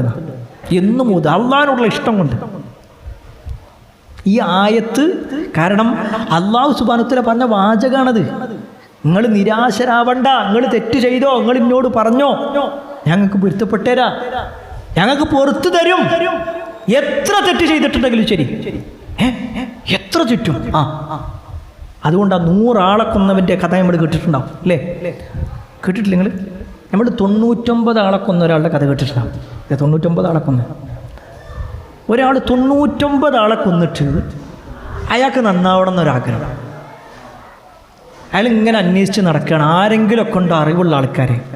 അപ്പോൾ ഒരു ആബിദായ ഒരാളെ കണ്ടു. എന്താ ഈ ആബിദ്? എന്താ ആബിദ്? ധാരാളം ഇബാദത്ത് ചെയ്യണം. നേരെ ശ്രദ്ധിക്കട്ടോ, നേരെ ശ്രദ്ധിക്കാം. ഇബാദത്ത് ചെയ്യുന്ന ആൾക്കാണ് ആബിദ് എന്ന് പറയുന്നത്. ആലിമും ആബിദും രണ്ടാണ്. ആലിമ് വേറെയാണ്, ആബിദ് വേറെയാണ്. ഇയാളൊരു ആബിദാണ്. അയാൾ ഇങ്ങനെ നന്മകൾ ചെയ്യുന്ന ആളാണ്. കുറേ നിസ്കരിക്കും, കുറേ നോമ്പെടുക്കും, എല്ലാ നന്മകളൊക്കെ ഉണ്ടോ. ഇയാളെടുത്തതാണ് ഇയാൾ ആദ്യം ചെല്ലണതല്ല. ഈ 99 ആളെ കൊന്നാണ്. അയാൾ വന്നിട്ട് പറഞ്ഞു, ഞാൻ 99 ആളെ കൊന്നിട്ടുണ്ട്, എനിക്ക് തൗബ ചെയ്താൽ അല്ലാഹ് സ്വീകരിക്കും, എനിക്ക് നന്നാവണമെന്നുണ്ട്, ഞാൻ തൗബ ചെയ്താൽ അല്ലാഹ് സ്വീകരിക്കോ? ഈ ആബിദിന് ഇൽമുണ്ടാവില്ല, കുറേ പ്രവർത്തിക്കുണ്ടാവും, ഇൽമു കുറവായിരിക്കും. ഇയാളെന്താ പറഞ്ഞ അറിയോ? 99 ആളെ കൊന്ന അണക്ക് ഇനി തൗബേ, ഇതൊക്കെ നരകത്ത് കടങ്ങായി. നമ്മളെ ഭാഷയിൽ പറഞ്ഞു കഴിഞ്ഞാൽ അണക്ക് വേണ്ടി മാത്രം ശരിക്കും നരകം. ഇതൊക്കെ കാര്യം ചിലപ്പോൾ പറയാം. ഇത് പറഞ്ഞതും ഈ ആളെന്ത് ചെയ്തു പറയും, ഈ കൊലപാതകയായ ആള് അയാളെയും കൊന്നു. 100 ആളെ കൊന്നു. എന്നിട്ട് ഇയാൾ വീണ്ടും അന്വേഷിച്ചടക്കാണ്, ആരെങ്കിലും അറിവുള്ള ആരെങ്കിലും ഉണ്ട്. അപ്പോഴാണ് ആലിമിനെ പോയി കാണുന്നത്. നേരെ ശ്രദ്ധിച്ചോ, ആലിമും ആബിദും തമ്മിലുള്ള വ്യത്യാസമാണ്. ആലിമിൻ്റെ അടുക്കൽ വന്നിട്ട് ചോദിച്ചു, ഞാൻ 100 ആളെ കൊന്നിട്ടുണ്ട്, ഞാൻ തൗബ ചെയ്താൽ അല്ലാഹ് സ്വീകരിക്കുമോ? ആലിമ പറഞ്ഞു, തീർച്ചയായും സ്വീകരിക്കും. നിനക്കുള്ളത് തന്നെ തൗബ. തൗബ എന്ന് പറഞ്ഞു കഴിഞ്ഞാൽ തെറ്റ് ചെയ്ത ആളുകൾക്കല്ല, തെറ്റ് ചെയ്യാത്ത ആളുകൾക്ക് എന്തിനാ തൗബ അല്ലേ? പൊതുവെ നമ്മളെ സംബന്ധിച്ചിടത്തോളം നമ്മൾ തെറ്റ് ചെയ്യുന്ന ആളുകളാണ്, അതുകൊണ്ടാണ്. ഈ വാചകം അയാൾ പറഞ്ഞിട്ട് പറയാണ്, നിങ്ങൾ ഇന്ന ഒരു നാട്ടിൽ പോകണം, നിങ്ങളെ നാട്ടിൽ നിൽക്കാൻ പറ്റൂല, നിങ്ങൾ വേറെ നാട്ടിൽ പോകണം. എന്തിനാ അങ്ങനെ പറഞ്ഞേ? നമ്മളെ നാട്ടിൽ നമ്മൾ നന്നായാൽ ആൾക്കാർ സമ്മതിക്കൂലല്ലോ അല്ലേ? കുറേ കാലം ഇങ്ങനെ കള്ളു കുടിച്ച് നടന്ന ഒരാൾ പിന്നെ ഇങ്ങനെ പള്ളിക്ക് വരുമേ, ഇവനൊക്കെ എന്താ പള്ളിക്കൊക്കെ വരാൻ തുടങ്ങിയോ അല്ലേ? അപ്പുറത്തുനിന്ന് ഇങ്ങനെ മാറി മാറി ചിരിച്ചാനൊക്കെ തുടങ്ങും. നീ മറ്റൊന്നോടൊക്കെ പറയും, റമദാൻ കഴിഞ്ഞാൽ പള്ളി ഇവിടെ ഉണ്ടാവട്ടോ, നീ നിർത്തരുതേ. നമ്മളെ ആൾക്കാർക്കുള്ളൊരു പ്രശ്നമാണിത്. നമ്മളാണ് എന്ത് ചെയ്യണേ, ആളുകളെ ഓരോ ഈമാനൊക്കെ അളക്കുക. ആദ്യം നമ്മളെ നല്ല സ്വീകരിച്ചുകൊള്ളണമെന്ന് ഉറപ്പിച്ചാൽ മതി, എന്നിട്ട് നമ്മൾ മറ്റവൻ്റെ നോക്കണേ. അതിൽ കുറച്ച് പ്രായമുള്ള ആൾക്കാരുണ്ടെങ്കിൽ ഒരു ശ്രദ്ധിക്കാൻ വേണ്ടിയിട്ട്, നമ്മൾ ഈ ക്ലാസ്സിലല്ല കേട്ടോ, ഇവരൊക്കെ അൽഹംദുലില്ലാ കുറച്ചൊക്കെ ശ്രദ്ധിക്കുന്ന ആളുകൾ തന്നെയായിരിക്കും. പക്ഷെ നമ്മുടെയൊക്കെ പള്ളികളിൽ പൊതുവേ ആരെങ്കിലും പുതുതായിട്ടുണ്ട് പള്ളിക്ക് വന്നു കഴിഞ്ഞാൽ പിന്നെ ഓൻ്റെ പാൻറ് എങ്ങനെയാ, ഓൻ്റെ താടി എങ്ങനെ, ആദ്യം ഓനക്ക് തൗഹീദ് വേണ്ടേ, എന്നിട്ടല്ലേ പാൻറ് നേരാവണ്ടേ? ആദ്യം ഓന് നേരങ്ങത്തിൽ നിസ്കാരം തുടങ്ങട്ടെ, അവന്റെ ജീവിതത്തിൽ അള്ളാഹനെ ഭയപ്പെട്ട് ജീവിക്കാൻ തുടങ്ങട്ടെ, എന്നിട്ടാണ് ബാക്കിയുള്ള കാര്യങ്ങളിലേക്ക് വേണ്ടേ. ഏതായിരുന്നാലും ഈ വ്യക്തി, ആലിമായ വ്യക്തി എന്ത് ചെയ്യണം, പറഞ്ഞു കൊടുക്കാം. ഈ നാട്ടിൽ നിങ്ങൾ പോകണം, ഇന്ന ഒരു നാടുണ്ട്, അവിടെ കുറേ സ്വാലിഹായ ആളുകളുണ്ട്, നല്ല മനുഷ്യന്മാരെ. നേരെ ശ്രദ്ധിച്ചോ, തൗബ ചെയ്യുന്ന ആളുകൾ ശ്രദ്ധിക്കേണ്ട കാര്യമാണ്. തെറ്റിൻ്റെ കൂടെയല്ല നടക്കേണ്ട. കള്ളു കുടിക്കുന്ന ആളുകൾ നമ്മുടെ അടുത്തൊക്കെ കൗൺസിലിങ്ങിന് വേണ്ടി വരുമ്പോൾ നമ്മൾ ആദ്യം പറഞ്ഞു കൊടുക്കുക എന്താണെന്നറിയോ, നിങ്ങൾ ആ ഒരു കൂട്ടുകെട്ട് ആദ്യം ഒഴിവാക്കണം. ചില ആൾക്കാർ ആ കൂട്ടുകാരന്മാരുടെ കൂടെ നടന്നാൽ എന്തായാലും പിന്നെയും പോകും. സിഗരറ്റ് വലിക്കുന്ന ആൾക്കാരാണോ, സിഗരറ്റ് വലിക്കുന്ന ആളുകളുടെ കൂടെ കൂടിയാൽ വീണ്ടും നമ്മളത് ചെയ്യാൻ തുടങ്ങും. തെറ്റ് ചെയ്യുന്ന ആളുകളുടെ കൂടെ കൂടാൻ പാടില്ല. അതുകൊണ്ടാണ് ഈ ആലിമ് പറഞ്ഞു കൊടുക്കുന്നത്, ഇന്ന ഒരു നാട്ടിൽ ഇന്ന കുറച്ച് ആൾക്കാരുണ്ട്, അവരെടുത്ത് കളിച്ചില്ലേ. ഇയാൾ പുറപ്പെടുകയാണ്. നേരെ ശ്രദ്ധിച്ചോട്ടോ, ഇയാൾ പുറപ്പെടുക. ഇയാൾ ഒരു വക്ത് നിസ്കരിച്ചിട്ടില്ല, ഒരു നോമ്പെടുത്തിട്ടില്ല, സ്വതക്ക കൊടുത്തിട്ടില്ല, സക്കാത്ത് കൊടുത്തിട്ടില്ല, ഹജ്ജ് ചെയ്തിട്ടില്ല, ഒന്നുമില്ല. അയാൾ നന്നാവണമെന്ന ആഗ്രഹത്തോടു കൂടി പുറപ്പെട്ടു. വഴിയിൽ വെച്ചിട്ട് ഇയാൾ മരിച്ചു. എന്താലേ, ഭയങ്കര ഒരു മരണമായിപ്പോയി. എന്നാ കേട്ടോളി, ഇയാൾ മരിച്ചപ്പോൾ ഇയാളുടെ റൂഹ് കൊണ്ടുപോകാൻ നരകത്തിൻ്റെ മലക്കുകൾ അവിടെ വന്നു. നരകത്തിൻ്റെ മലക്കുകൾ വരിക, അവിടെ തന്നെ സ്വർഗത്തിൻ്റെ മലക്കുകളും വന്നു. നരകത്തിൻ്റെ ആൾക്കാർ പറഞ്ഞു, ഇയാൾ ജന്മത്തിലൊരു നന്മ ചെയ്തിട്ടില്ല, 100 ആളെ കൊല്ലും ചെയ്തിട്ടുണ്ട്, ഇയാൾ എന്തായാലും നരകത്തിൽ കളതാ. സ്വർഗത്തിൻ്റെ മലക്കുകൾ പറഞ്ഞു, ഇയാൾ തൗബ ചെയ്തിട്ടുണ്ട്. ഹദീസിൽ കാണാൻ പറ്റും, അല്ലാഹു സുബ്ഹാനഹു വതആല ഒരു മലക്കിനെ അവർക്കിടയിലേക്ക് പറഞ്ഞയച്ചു, വേറൊരു മലക്കിനെ പറഞ്ഞയച്ചു. എന്നിട്ട് മലക്ക് ഈ 2 കൂട്ടർക്കിടയിൽ ഒരു തീരുമാനം പറയാണ്. ഇയാൾ പുറപ്പെട്ട നാടുണ്ടല്ലോ, അവിടുന്ന് ഇയാളിപ്പോൾ എത്തിയ നാട് വരെ നടക്കുക. ഇയാളിപ്പോൾ കിടക്കണ ഭാഗം, ഇയാൾ പോകാനുള്ള നാടുണ്ടല്ലോ അതും നോക്കുക. എന്നിട്ട് ഏറ്റവും അടുത്തത് ഏതാ നോക്കുക. ഇയാൾ സെൻറ്റർ വിട്ടിട്ടുണ്ടെങ്കിൽ ഇയാൾ സ്വർഗാവകാശിയാണ്, ഇല്ലെങ്കിൽ ഇയാൾ നരകാവകാശിയാണ്. ഇവരളന്ന് നോക്കുമ്പോൾ ഇയാൾക്ക് എത്താനുള്ള നാട്ടിലേക്ക് ഇയാൾ കൂടുതൽ എടുത്തിട്ടുണ്ട്. ആ ഒറ്റ കാരണം കൊണ്ട് അയാൾ സ്വർഗത്തിലെത്തി. നമ്മളൊന്ന് ആലോചിച്ച് നോക്കി കാണി. ജീവിതത്തിൽ തൗബൻ്റെ ഒരു മെച്ചാണ് ഈ പറയുന്നത്. എത്ര വലിയ തെറ്റ് ചെയ്താലും ശരി, ആത്മാർത്ഥമായിട്ട് തൗബ ചെയ്യണം. എന്നാൽ പിന്നെ ഒരു ബേജാറുള്ള കാരണം എന്താണെന്നറിയോ, അല്ലാഹു സുബ്ഹാനഹു വതആല ഏത് സമയത്തും നമ്മുടെ തൗബ സ്വീകരിക്കാൻ റെഡിയാണ്. ചില ആൾക്കാരെ ധാരണ വെച്ചാൽ രാത്രി നമ്മൾ തൗബ ചെയ്താലേ ശരിയാകുള്ളൂ. അങ്ങനെയല്ല. നബി സല്ലല്ലാഹു അലൈഹി വസല്ലം ഹദീസിൽ കാണാൻ പറ്റും, ഇന്നല്ലാഹ അസ്സ വജല്ല യബ്സുതു യദഹു ബില്ലൈൽ ലിയതൂബ മുസീഉൻ നഹാർ. പകലിൽ ഒരാൾ തെറ്റ് ചെയ്താൽ ആ തെറ്റ് അയാൾ ഏറ്റു പറഞ്ഞ് തൗബ ചെയ്യാൻ റെഡിയാണെങ്കിൽ രാത്രി സമയത്ത് അല്ലാഹ് കൈ നീട്ടുന്നുണ്ട്, നീ തൗബ ചെയ്യേ, ഞാൻ സ്വീകരിച്ചോളാം. ഇനി രാത്രിയാണ് ഒരാൾ തെറ്റ് ചെയ്യുന്നതെങ്കിൽ പകല് അല്ലാഹു സുബ്ഹാനഹു വതആല റെഡിയാണ്, കൈകൾ നീട്ടിക്കൊണ്ടിരിക്കണം. യബ്സുതു യദഹു, അല്ലാഹു തൻ്റെ കൈകൾ ഇങ്ങനെ നീട്ടുകയാണ്. എന്തിനു വേണ്ടി? തൗബ സ്വീകരിക്കാൻ. അഥവാ രാവും പകലും അല്ലാഹ് റെഡിയാണ്. തൗബ സ്വീകരിക്കാൻ അല്ല റെഡി, പക്ഷെ തൗബ ചെയ്യാൻ നമ്മൾ റെഡി ആയിട്ടുണ്ട്. അതാണല്ലോ പ്രശ്നം. അള്ളാഹ് നമുക്ക് ഇത്രയേറെ അനുഗ്രഹം ചെയ്തു തരിക, എല്ലാ അനുഗ്രഹങ്ങളും തന്ന് അതിന് മുഴുവൻ എതിരി ജീവിച്ച് ഇനിയും നിങ്ങൾ തൗബ ചെയ്യുകയാണെങ്കിൽ ഞാൻ നിങ്ങൾക്ക് പൊറുത്തു തരാം എന്ന് പറഞ്ഞിട്ടും ഒന്ന് പൊറുക്കലിനെ ചോദിക്കാത്ത ആളുകൾ. ഇനി അങ്ങനെ ഒരാൾ ചോദിക്കുകയാണെങ്കിലോ അള്ളാഹുവിന് അയാൾ ഒരുപാട് ഇഷ്ടമാണ്, അള്ളാഹ്ക്ക് അയാൾ ഒരുപാട് ഇഷ്ടമാണ്. നിങ്ങൾ കേട്ടോ, ഒരു ചരിത്രം കേട്ടോ.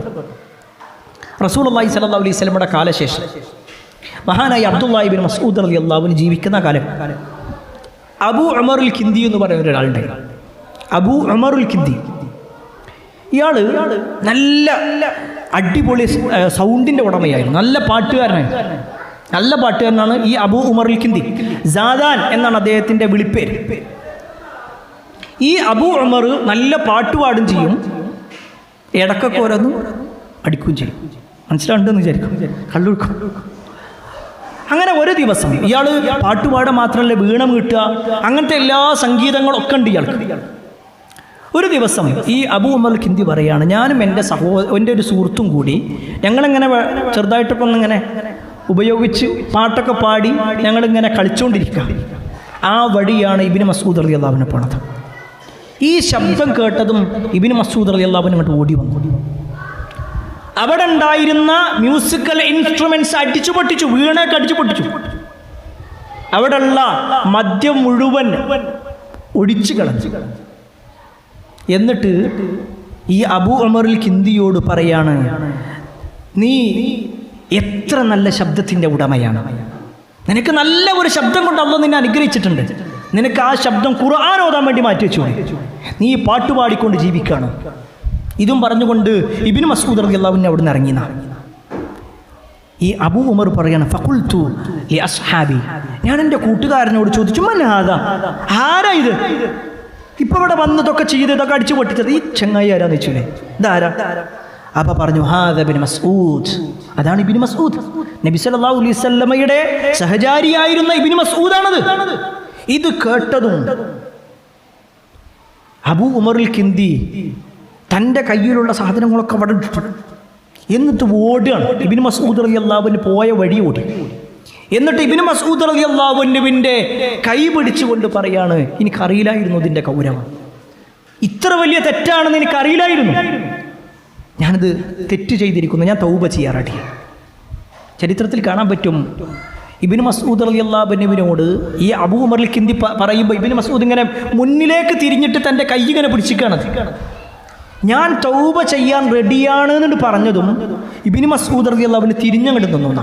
എന്നിട്ട് ഈ അബൂ ഉമറുൽ കിന്ദിയുടെ രണ്ട് കൈകളും പിടിച്ചിട്ട് പറയാണ്, മർഹബൻ മർഹബൻ ബിമൻ അഹബ്ബ അല്ലാഹ്, അല്ലാഹ് ആരെയാണോ ഇഷ്ടപ്പെടുന്നത് ഓനിക്ക് സ്വാഗതം, അല്ലാഹ് ഇഷ്ടപ്പെടുന്നവന് സ്വാഗതം. എന്താണ് ആ പറഞ്ഞതെന്നറിയോ? ഒരാൾ തൗബ ചെയ്യുമ്പോൾ അല്ലാഹ്ക്ക് അതിയായ ഇഷ്ടമാണ് ഉണ്ടാകുക.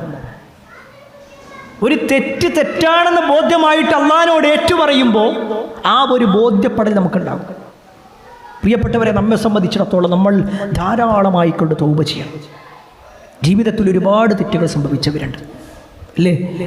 പണ്ട് കാലത്ത് തൗബ ചെയ്യുക എന്ന് പറഞ്ഞാൽ നബി സല്ലല്ലാഹു ചില തെറ്റുകളൊക്കെ അവിടുന്ന് ഇങ്ങോട്ട് ഏറ്റുവാങ്ങാൻ വേണ്ടേ. ഞാനിവിടെ തൗബയുടെ വിഷയത്തിൽ രണ്ട് വിഭാഗത്തെക്കുറിച്ച് പറഞ്ഞു. ഒന്ന്, തൗബയുടെ കാര്യത്തിൽ നിസാരവൽക്കരിക്കുന്ന ആളുകൾ, ഞാനൊക്കെ തൗബ ചെയ്യണോ എന്ന് ചോദിക്കുന്ന ആൾക്കാർ. രണ്ടാമത്തെ വിഭാഗം നിരാശയാണ് അവർക്കുള്ളത്, ഞാൻ തൗബ ചെയ്തിട്ട് കാര്യമുണ്ടോ. എന്നാൽ മൂന്നാമത്തെ വിഭാഗം എന്നറിയാം, അതാണ് നമ്മൾ പ്രതീക്ഷ വെക്കേണ്ട ആളുകൾ. അള്ളാഹുവിൻ്റെ കാര്യത്തിൽ എപ്പോഴും പ്രതീക്ഷ ഉണ്ടാവും. അള്ളാഹ് നമുക്ക് തൗബ ചെയ്താൽ, നമ്മൾ തൗബ ചെയ്താൽ അള്ളാഹ് പുറത്തു തരാൻ റെഡിയാണ്. പക്ഷേ തൗബ ചെയ്യേണ്ട രൂപത്തിൽ ചെയ്യണം. അവിടെ ഒരുപാട് നഷ്ടങ്ങൾ വരും, നേരെ ശ്രദ്ധിക്കണം കേട്ടോ. നമ്മൾ തൗബ ചെയ്യുമ്പോൾ ഒരുപാട് നഷ്ടങ്ങൾ നമുക്കുണ്ടാവും. എന്തൊക്കെയാണ് നഷ്ടങ്ങൾ? ഒരു പക്ഷേ നമ്മുടെ ജീവൻ വരെ നഷ്ടപ്പെടാം, ജീവൻ നഷ്ടപ്പെടാം. അങ്ങനെയുള്ള തൗബ ഉണ്ട്. ഇസ്ലാമിക ചരിത്രത്തിൽ കാണാൻ പറ്റും. മായിസ് എന്ന് പറയുന്ന ഒരു സഹാബി, മായിസ് റളിയല്ലാഹു അൻഹു സഹാബിയാണ്. പക്ഷേ ജീവിതത്തിലെ ഒരു നിമിഷം, ഏതോ ഒരു ദുർബല നിമിഷത്തിൽ മായിസ് റളിയല്ലാഹു അൻഹുവിൻ്റെ ജീവിതത്തിൽ വലിയ ഒരു തെറ്റ് സംഭവിച്ചു. ഒരിക്കലും ഒരാൾക്ക് പറ്റാൻ പാടില്ലാത്ത ഒരു തെറ്റ് സംഭവിച്ചു. ചരിത്രത്തിൽ കാണാൻ പറ്റും. അദ്ദേഹം തന്നെ വന്ന് അത് നബിയോട് പറയാം. റസൂലുള്ളാഹി സ്വല്ലല്ലാഹു അലൈഹി വസല്ലമയുടെ അടുക്കൽ വന്നിട്ട് പ്രവാചകൻ്റെ കൈ പിടിച്ചുകൊണ്ട് പറയാണ്, ത്വഹിർനി യാ റസൂലല്ലാഹ്, അള്ളാഹിൻ്റെ റസൂലേ, എന്നെ നിങ്ങൾ ശുദ്ധീകരിക്കണം, എന്നെ നിങ്ങൾ ശുദ്ധീകരിക്കണം. പ്രവാചകൻ ആരെയെ ശുദ്ധീകരിക്കുക? നബിക്ക് അതാണോ പണി? പക്ഷെ അവിടെ ഒരു ശുദ്ധീകരണം ഉണ്ട്. അദ്ദേഹത്തിൻ്റെ ജീവിതത്തിൽ സംഭവിച്ച തെറ്റ് വ്യഭിചാരമെന്ന് പറയുന്ന വലിയ ഗൗരവമുള്ള തെറ്റാണ്. അതിൻ്റെ ശുദ്ധീകരണം എന്ന് പറഞ്ഞാൽ എറിഞ്ഞു കൊല്ലല, മരണമാണ്. അഥവാ അദ്ദേഹം വന്ന് ചോദിക്കണം എന്താണെന്നറിയോ? നബി എന്നെ കൊല്ലുന്ന. റസൂലുള്ളാഹി സ്വല്ലല്ലാഹു അലൈഹി വസല്ലമ ഹദീസിൽ കാണാൻ പറ്റും, പ്രവാചകനെ തിരിഞ്ഞെടു നിന്നു. നബി തിരിഞ്ഞെടു നിന്നു. അദ്ദേഹം എന്തെങ്കിലും വെറുതെ പറഞ്ഞാക്കാരം പോയിക്കോട്ടെ. അദ്ദേഹം നബിൻ്റെ മുന്നിക്ക് വന്നു. എന്നിട്ട് പറഞ്ഞു, ത്വഹിർനി യാ റസൂലല്ലാഹ്. നബി വീണ്ടും തിരിഞ്ഞു, കേൾക്കാത്ത രൂപത്തിൽ. ഹദീസിൽ കാണാൻ പറ്റും, വീണ്ടും വീണ്ടും അദ്ദേഹം പ്രവാചകനോട് ആവർത്തിച്ചു കൊണ്ടിരുന്നപ്പോൾ നബി സല്ലല്ലാഹു അലൈഹി വസല്ലം സ്വഹാബത്തിനോട് പറയാണ്, നിങ്ങൾ അദ്ദേഹത്തൊന്ന് പരിശോധിക്കും, അദ്ദേഹം വല്ല ലഹരി ബാധിച്ചിട്ടുണ്ടോ നോക്കി, ലഹരി പിടിച്ചിട്ട് വല്ലതും പറയാണോ നോക്കി. അദ്ദേഹം പറഞ്ഞു, അല്ലാഹുവിൻ്റെ റസൂലേ, ഇല്ല, ഞാൻ ലഹരി ചെയ്തിട്ടില്ല, പക്ഷെ എൻ്റെ ജീവിതത്തിൽ പറ്റിപ്പോയി. ആരും അറിയാതെ ചെയ്ത ഒരു തെറ്റ്, ആരും അറിഞ്ഞിട്ടില്ല, രഹസ്യമായി ചെയ്തതാണ്. പക്ഷേ ഞാൻ ഈ രഹസ്യമായ തെറ്റുമായിട്ട് നാളെ പരലോകത്തെത്തുമ്പോൾ അള്ളാഹു അത് പരസ്യപ്പെടുത്തുമെന്നും എൻ്റെ ജീവിതത്തിൽ ഞാൻ ചെയ്ത ബാക്കിയുള്ള സൽക്കർമ്മങ്ങളെക്കാൾ കൂടുതൽ ഈ ഒരു തെറ്റിന് സ്ഥാനം കൊടുത്തൊരു പക്ഷേ ഞാൻ നരകത്തിൽ എത്തേണ്ട ഒരു അവസ്ഥ ഉണ്ടാകും. ആ ഒരു ബേജാറായിരുന്നു ഒരിക്കണം. കാരണം ഇവിടുന്ന് ശിക്ഷ കിട്ടിക്കഴിഞ്ഞാൽ പിന്നെ പരലോകത്തില്ല. ഇവിടുന്ന് ശിക്ഷ കിട്ടിയാൽ പിന്നെ പരലോകത്തില്ല. അതുകൊണ്ട് തന്നെ അത് ഇസ്ലാമിക ഭരണകൂടത്തിലാട്ടോ, നമ്മൾ ഇന്നത്തെ കാലഘട്ടത്തിൽ. ഈ ഒരു സഹാബി റസൂലുള്ളാഹി സ്വല്ലല്ലാഹു അലൈഹി വസല്ലമയുടെ അടുക്കൽ വന്ന് തൗബ ചെയ്യാണ്. അതും ശിക്ഷ എന്താണോ ഇസ്ലാമികമായ ശിക്ഷ, ആ ശിക്ഷ ഏറ്റുവാങ്ങാൻ ഞാൻ റെഡിയാണ്. അദ്ദേഹം ഏറ്റുവാങ്ങി, അദ്ദേഹത്തെ എറിഞ്ഞു കൊന്നു. ഒരു സ്വഹാബിയെ. ഒരു സംഭവമല്ല, മറ്റൊരു സംഭവം നമുക്ക് കാണാൻ പറ്റും. ജുഹൈന ഗോത്രക്കാരിയായ ഒരു പെണ്ണ് നബി സല്ലല്ലാഹു അലൈഹി വസല്ലമയുടെ അടുക്കൽ വരിക. എന്നിട്ട് പറയാണ്, അല്ലാഹുവിൻ്റെ റസൂലേ, ഞാൻ വ്യഭിചരിച്ചിട്ട് ഞാൻ ഗർഭിണിയായിട്ടുണ്ട്. അവൾ ചെയ്ത തെറ്റ് അവളല്ലാതെ വേറെ ആരും അറിഞ്ഞിട്ടില്ല. ഒരു പക്ഷേ അവളുമായിട്ട് ശയിച്ച വ്യക്തിക്ക് മാത്രമേ അറിയുള്ളൂ, അല്ലാത്ത ഒരാൾക്കും അറിയില്ല. പക്ഷെ അവൾ വന്ന് എല്ലാവരുടെ മുന്നിൽ വന്നിട്ട് പറയാണ്, ഞാൻ വ്യഭിചരിച്ചിട്ടുണ്ട്, എന്നെ നിങ്ങൾ ഇസ്ലാമിക നിയമപ്രകാരം എറിഞ്ഞു കൊല്ലണം. നബി സല്ലല്ലാഹു അലൈഹി വസല്ലം അതിൻ്റെ തെളിവ് ചോദിച്ചപ്പോഴാണ് പറഞ്ഞത്, ഞാൻ ഗർഭിണിയാണെന്ന്. അപ്പോൾ റസൂലുള്ളാഹി സ്വല്ലല്ലാഹു അലൈഹി വസല്ലം എന്താ പറഞ്ഞറിയോ? നിങ്ങൾ തിരിച്ചു പോകും, എന്നിട്ട് നിങ്ങൾ പ്രസവിച്ചിട്ട് വരും. കാരണം കുട്ടി ഗർഭത്തിലുണ്ടല്ലോ, പ്രസവിച്ചിട്ട് വരും. ഹദീസിൽ കാണാൻ പറ്റും, ഈ പെണ്ണ് തിരിച്ചു പോകുന്ന സമയത്ത് പ്രവാചകൻ സല്ലല്ലാഹു അലൈഹി വസല്ലമ ആ പെണ്ണിൻ്റെ കുടുംബക്കാരെ വിളിച്ചിട്ട് പറയുന്നുണ്ട്, നിങ്ങൾ അവളോട് നല്ല രൂപത്തിൽ പെരുമാറണം. പ്രസവം കഴിഞ്ഞിട്ട് വന്നു, ആ ചോര പൈതലുമായിട്ട് വരികയാണ്. ആ സമയത്ത് റസൂലുള്ളാഹി സ്വല്ലല്ലാഹു അലൈഹി വസല്ലം പറഞ്ഞു, ഈ കുട്ടിക്കിപ്പോൾ ഭക്ഷണം കഴിക്കാനായിട്ടില്ലല്ലോ, കുട്ടി സ്വയം കഴിക്കാനുള്ള ഒരു പ്രായമാകട്ടെ, ഇപ്പോൾ നിങ്ങൾ ആ കുട്ടിക്ക് പാല് കൊടുക്കണം. തിരിച്ചുപോയി. ഹദീസിൽ കാണാൻ പറ്റും, ഏകദേശം 2 വർഷം കഴിഞ്ഞ് ഈ കുട്ടിയുടെ കയ്യിൽ ഒരു റൊട്ടി കഷ്ണം കൊടുത്തിട്ട് ആ പെണ്ണിങ്ങനെ വരിക നബിൻ്റെ അടുത്തേക്ക്, 3ാമത്തെ തവണ വരിക. എന്നിട്ട് റസൂലുള്ളാഹി സ്വല്ലല്ലാഹു അലൈഹി വസല്ലം പറഞ്ഞു, ഇതാ പ്രവാചകൻ്റെ കുട്ടി സ്വയം കഴിക്കാൻ തുടങ്ങിയിട്ടുണ്ട്. പ്രവാചകൻ സല്ലല്ലാഹു അലൈഹി വസല്ലം ആ കുട്ടിയെ അതിൻ്റെ കുടുംബക്കാരെ കയ്യിൽ കൊടുത്തു. എന്നിട്ട് ആ പെണ്ണിനെ അവിടെ ഒരു കുഴി കുടിച്ച് അതിലേക്ക് ഇറക്കി വെച്ച് അവളെ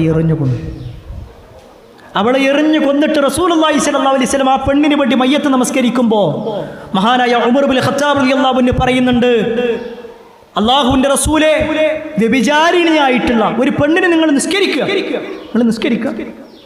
അവള് അത്രയും വലിയ തെറ്റല്ലേ ചെയ്തത്? ആ സമയത്ത് റസൂലുള്ളാഹി സ്വല്ലല്ലാഹു അലൈഹി വസല്ലം പറയാണ്, ലഖദ് താബത തൗബതൻ ലൗ ഖുസിമത് ബൈന 70 മിൻ അഹ്ലിൽ മദീന ലവസിഅതുഹു.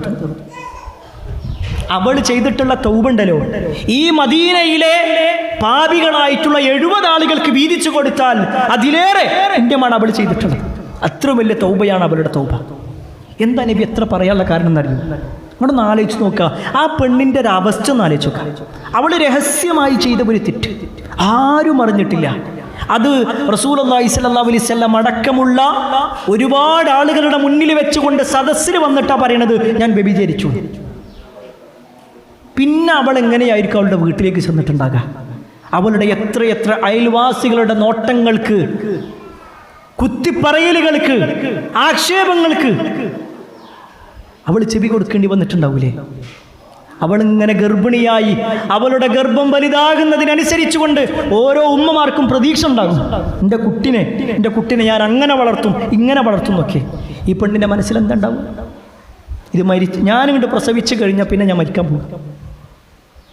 അങ്ങനെ വന്ന് വീണ്ടും നബി പറഞ്ഞേക്കാം, ഒരു ഉമ്മ തൻ്റെ മാറിലേക്ക് കുഞ്ഞിനെ ചേർത്ത് വെച്ചുകൊണ്ട് ആ കുഞ്ഞിന് പാല് കൊടുക്കുന്ന സമയത്ത് ആ കുഞ്ഞിൻ്റെ നെറുകയിൽ തലോടിക്കൊണ്ടും ആ കുഞ്ഞിൻ്റെ നെറുകയിലേക്ക് ഊതിക്കൊണ്ടുമൊക്കെ ആ കുഞ്ഞിൻ്റെ കവിളത്ത് മുത്തം കൊടുത്തുകൊണ്ട് എന്തെല്ലാം വാക്കുകൾ പറയും ആ കുഞ്ഞിനോടുള്ള പ്രതീക്ഷ. പക്ഷേ ഈ ഒരു പെണ്ണിന് എന്ത് പ്രതീക്ഷ ഉണ്ടായിരുന്നു? എന്നിട്ടും എന്തുകൊണ്ടാണ് അവൾ തൗബ ചെയ്തതെന്നറിയോ? നാളെ അള്ളാൻ്റെ ശിക്ഷ എന്ന് പറഞ്ഞാൽ അതൊന്നും രക്ഷപ്പെടാൻ കഴിയൂല എന്നുള്ളതാണ്. പ്രിയപ്പെട്ടവർ, അവിടെ നമ്മളൊന്ന് ആലോചിച്ച് കാണും. നമ്മളൊക്കെ ജീവിതത്തിൽ ചെയ്തു പോയിട്ടുള്ള തെറ്റുകുറ്റങ്ങൾ ചെറിയ പ്രായത്തിലുള്ളത് ഒഴിവാക്കുക. നമ്മൾ കുറച്ചൊക്കെ വലുതായതിനു ശേഷം അറിഞ്ഞും അറിയാതെയും നമ്മൾ ചെയ്തിട്ടുള്ള തെറ്റുകുറ്റങ്ങൾ ഒരു പക്ഷേ നമ്മുടെ കൂടെ കിടക്കുന്ന ഭാര്യ അറിഞ്ഞാൽ, ഭർത്താവ് അറിഞ്ഞാൽ കാർക്കിച്ച് തുപ്പുമാറുള്ള തെറ്റുകൾ ഉണ്ടാകും. നമ്മുടെ മക്കൾ അറിഞ്ഞാൽ ഒരു പക്ഷേ അവർ നമ്മളെ മുഖം കാണിക്കാതെ മാറിപ്പോകുന്ന അവസ്ഥ ഉണ്ടാകും. നമ്മുടെ നാട്ടുകാരറിഞ്ഞാൽ ഒരു പക്ഷേ പരിഹാസത്തിൻ്റെ ചിരികളുമായി കൊണ്ട് നമ്മൾ നിൽക്കുന്ന സഫിൽ നിന്ന് മാറി നിൽക്കുന്ന അവസ്ഥ ഉണ്ടാകും അല്ലേ? അത്രയും വലിയ തെറ്റുകളൊക്കെ നമ്മുടെ ജീവിതത്തിൽ സംഭവിച്ചിട്ടുണ്ട്. അള്ളാഹു സത്തീറായതുകൊണ്ട് രണ്ട് വാക്കുകൾ അള്ളാഹിനെ കുറിച്ച് പറഞ്ഞതാ, സത്തീറും സിത്തീറും. മറച്ചു വെക്കുന്നവനാ. അള്ളാഹ് മറച്ചു വെച്ചത് കൊണ്ടാ നമ്മളൊക്കെ ഇപ്പം ഇങ്ങനെ നിൽക്കണത് അല്ലേ?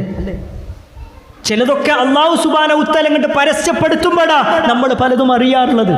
അള്ളാഹിൻ്റെ അങ്ങേയറ്റത്തെ തൗഫീഖാണ് പ്രിയപ്പെട്ടവരെ നമ്മളൊക്കെ ഇങ്ങനെ സംസാരിക്കുന്നതും കേൾക്കുന്നതൊക്കെ. നമ്മുടെയൊക്കെ ജീവിതത്തിലെ പല തെറ്റുകുറ്റങ്ങൾ അതൊക്കെ പുറത്തേക്കായി കഴിഞ്ഞാൽ എന്തായിരിക്കും നമ്മുടെ അവസ്ഥ? അള്ളാഹു കാത്തിരക്ഷിക്കുമാറാവട്ടെ. നമ്മളതിന് മുമ്പ് ആത്മാർത്ഥമായിട്ട് ഇവിടുന്ന് ആരറിഞ്ഞാലും ശരി, അറിയട്ടെ അറിയാതിരിക്കട്ടെ, പക്ഷേ അള്ളാൻ്റെ മുന്നിൽ ഏറ്റു പറയാൻ പറ്റുന്ന രൂപത്തിൽ നമ്മൾ കരഞ്ഞു കലങ്ങിയ കണ്ണുകളുമായിട്ട് നമ്മുടെ കൈകൾ വിറച്ചുകൊണ്ട് അള്ളാഹിനോട് നമ്മൾ ഏറ്റു പറഞ്ഞിട്ടുണ്ടോ? അത് നമ്മൾ പരിശോധിക്കണം. അവിടെ ഏറ്റു പറയണമെങ്കിൽ പ്രിയപ്പെട്ടവരെ 3 നിബന്ധനകളുണ്ട്. ആ നിബന്ധനകൾ പാലിക്കാത്തവന് തൗബയില്ല. അല്ലാഹു സുബ്ഹാനഹു വ തആല വിശുദ്ധ ഖുർആനിലൂടെ പറയാ, വലൈസത്തിത് തൗബതു ലില്ലദീന യഅമലൂന അസ്സയ്യിആത്ത് ഹത്താ ഇദാ ഹദറ അഹദഹുൽ മൗത്ത് ഖാല ഇന്നി തുബ്തുൽ ആൻ വലല്ലദീന യമൂതൂന വഹും കുഫാർ ഉലൈക അഅതദ്നാ ലഹും അദാബൻ അലീമാ.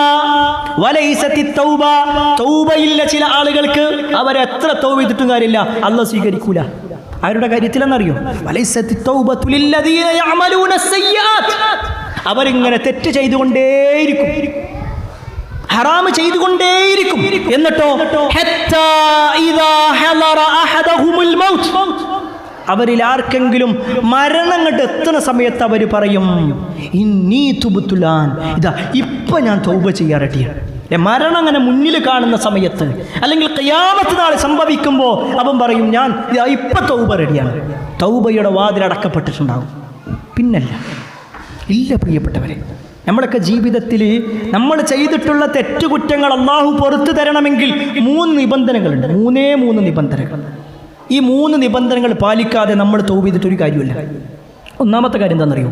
ചെയ്ത തെറ്റിൽ നിന്ന് പൂർണ്ണമായിട്ട് മുക്തമാവാം, അപ്പോഴേ തൗബ സ്വീകരിക്കുള്ളൂ. ഇപ്പം നമ്മൾ കുറേ കാര്യങ്ങളുണ്ട്, പടച്ചോൻ ഇനി ഞാൻ ചെയ്യൂല. എവിടെ? റമദാനിലായി പറയണത്. ഈ റമദാൻ കഴിഞ്ഞ് ചൊവ്വാലാകുമ്പോൾ വീണ്ടും അത് ചെയ്യും. അങ്ങനെയുള്ളവർക്ക് തൗബയില്ല. അങ്ങനെയുള്ളവർക്ക് തൗബല്ല. തെറ്റ് പൂർണ്ണമായി അതിൽ നിന്ന് വിട്ടു നിൽക്കാതെ തൗബ ഉണ്ടാവില്ല. ഇപ്പൊ കുറച്ച് ദിവസത്തേക്ക്, 1 മാസത്തേക്ക് നിർത്തിയേക്കാം, പിന്നെ വീണ്ടും തുടങ്ങാം. അതല്ല തൗബ. പൂർണ്ണമായിട്ട് വിട്ടു നിൽക്കണം. രണ്ടാമത്തതോ ചെയ്ത തെറ്റിനെ ഓർത്ത് ആത്മാർത്ഥമായിട്ട് ഖേദിക്കണം. ചില ആൾക്കാർ എന്താണെന്നറിയോ, ഖേദിക്ക മാത്രമല്ല, ഖേദിക്കൂലെന്ന് മാത്രമല്ല, ഓരോ വലിയ സംഭവമായിട്ട് പറയും, ഞാൻ എൻ്റെ പണ്ട് ജാഹിലിയത്തിലുണ്ടല്ലോ, എൻ്റെ റബ്ബേ ഞാനൊക്കെ ചെയ്ത തെറ്റുകളുണ്ടല്ലോ, കള്ളൊക്കെ അങ്ങനെ ഞാൻ എത്ര അങ്ങനെ കുടിച്ചിട്ടുണ്ടാകും, ഞാൻ എന്തൊക്കെ തോന്നിയ ദിവസം ചെയ്തിക്കൊള്ളുന്ന. ഇത് വിശ്വാസി പറയാൻ പാടില്ല എന്നാ നമ്മൾ പല ആൾക്കാരും പറഞ്ഞിട്ടില്ല. ഇങ്ങനെ എല്ലാവരും കൂടിയിരുന്ന് വർത്താനം പറയുമ്പോൾ പറയും, ഞാൻ പണ്ടൊക്കെ എന്തൊക്കെ ചെയ്തിരുന്നു, ഞാൻ എത്രങ്ങാനും അത് ചെയ്തിരുന്നു, ഇത് ചെയ്തിരുന്നു, മദ്യപിച്ചിരുന്നു, സിഗരറ്റ് വലിച്ചിരുന്നു, ഇപ്പം ഞാൻ നന്നായി. അന്നത്തെ ഒരു കാലം അതാണ് എന്നാ പറയാം. പറ്റൂല.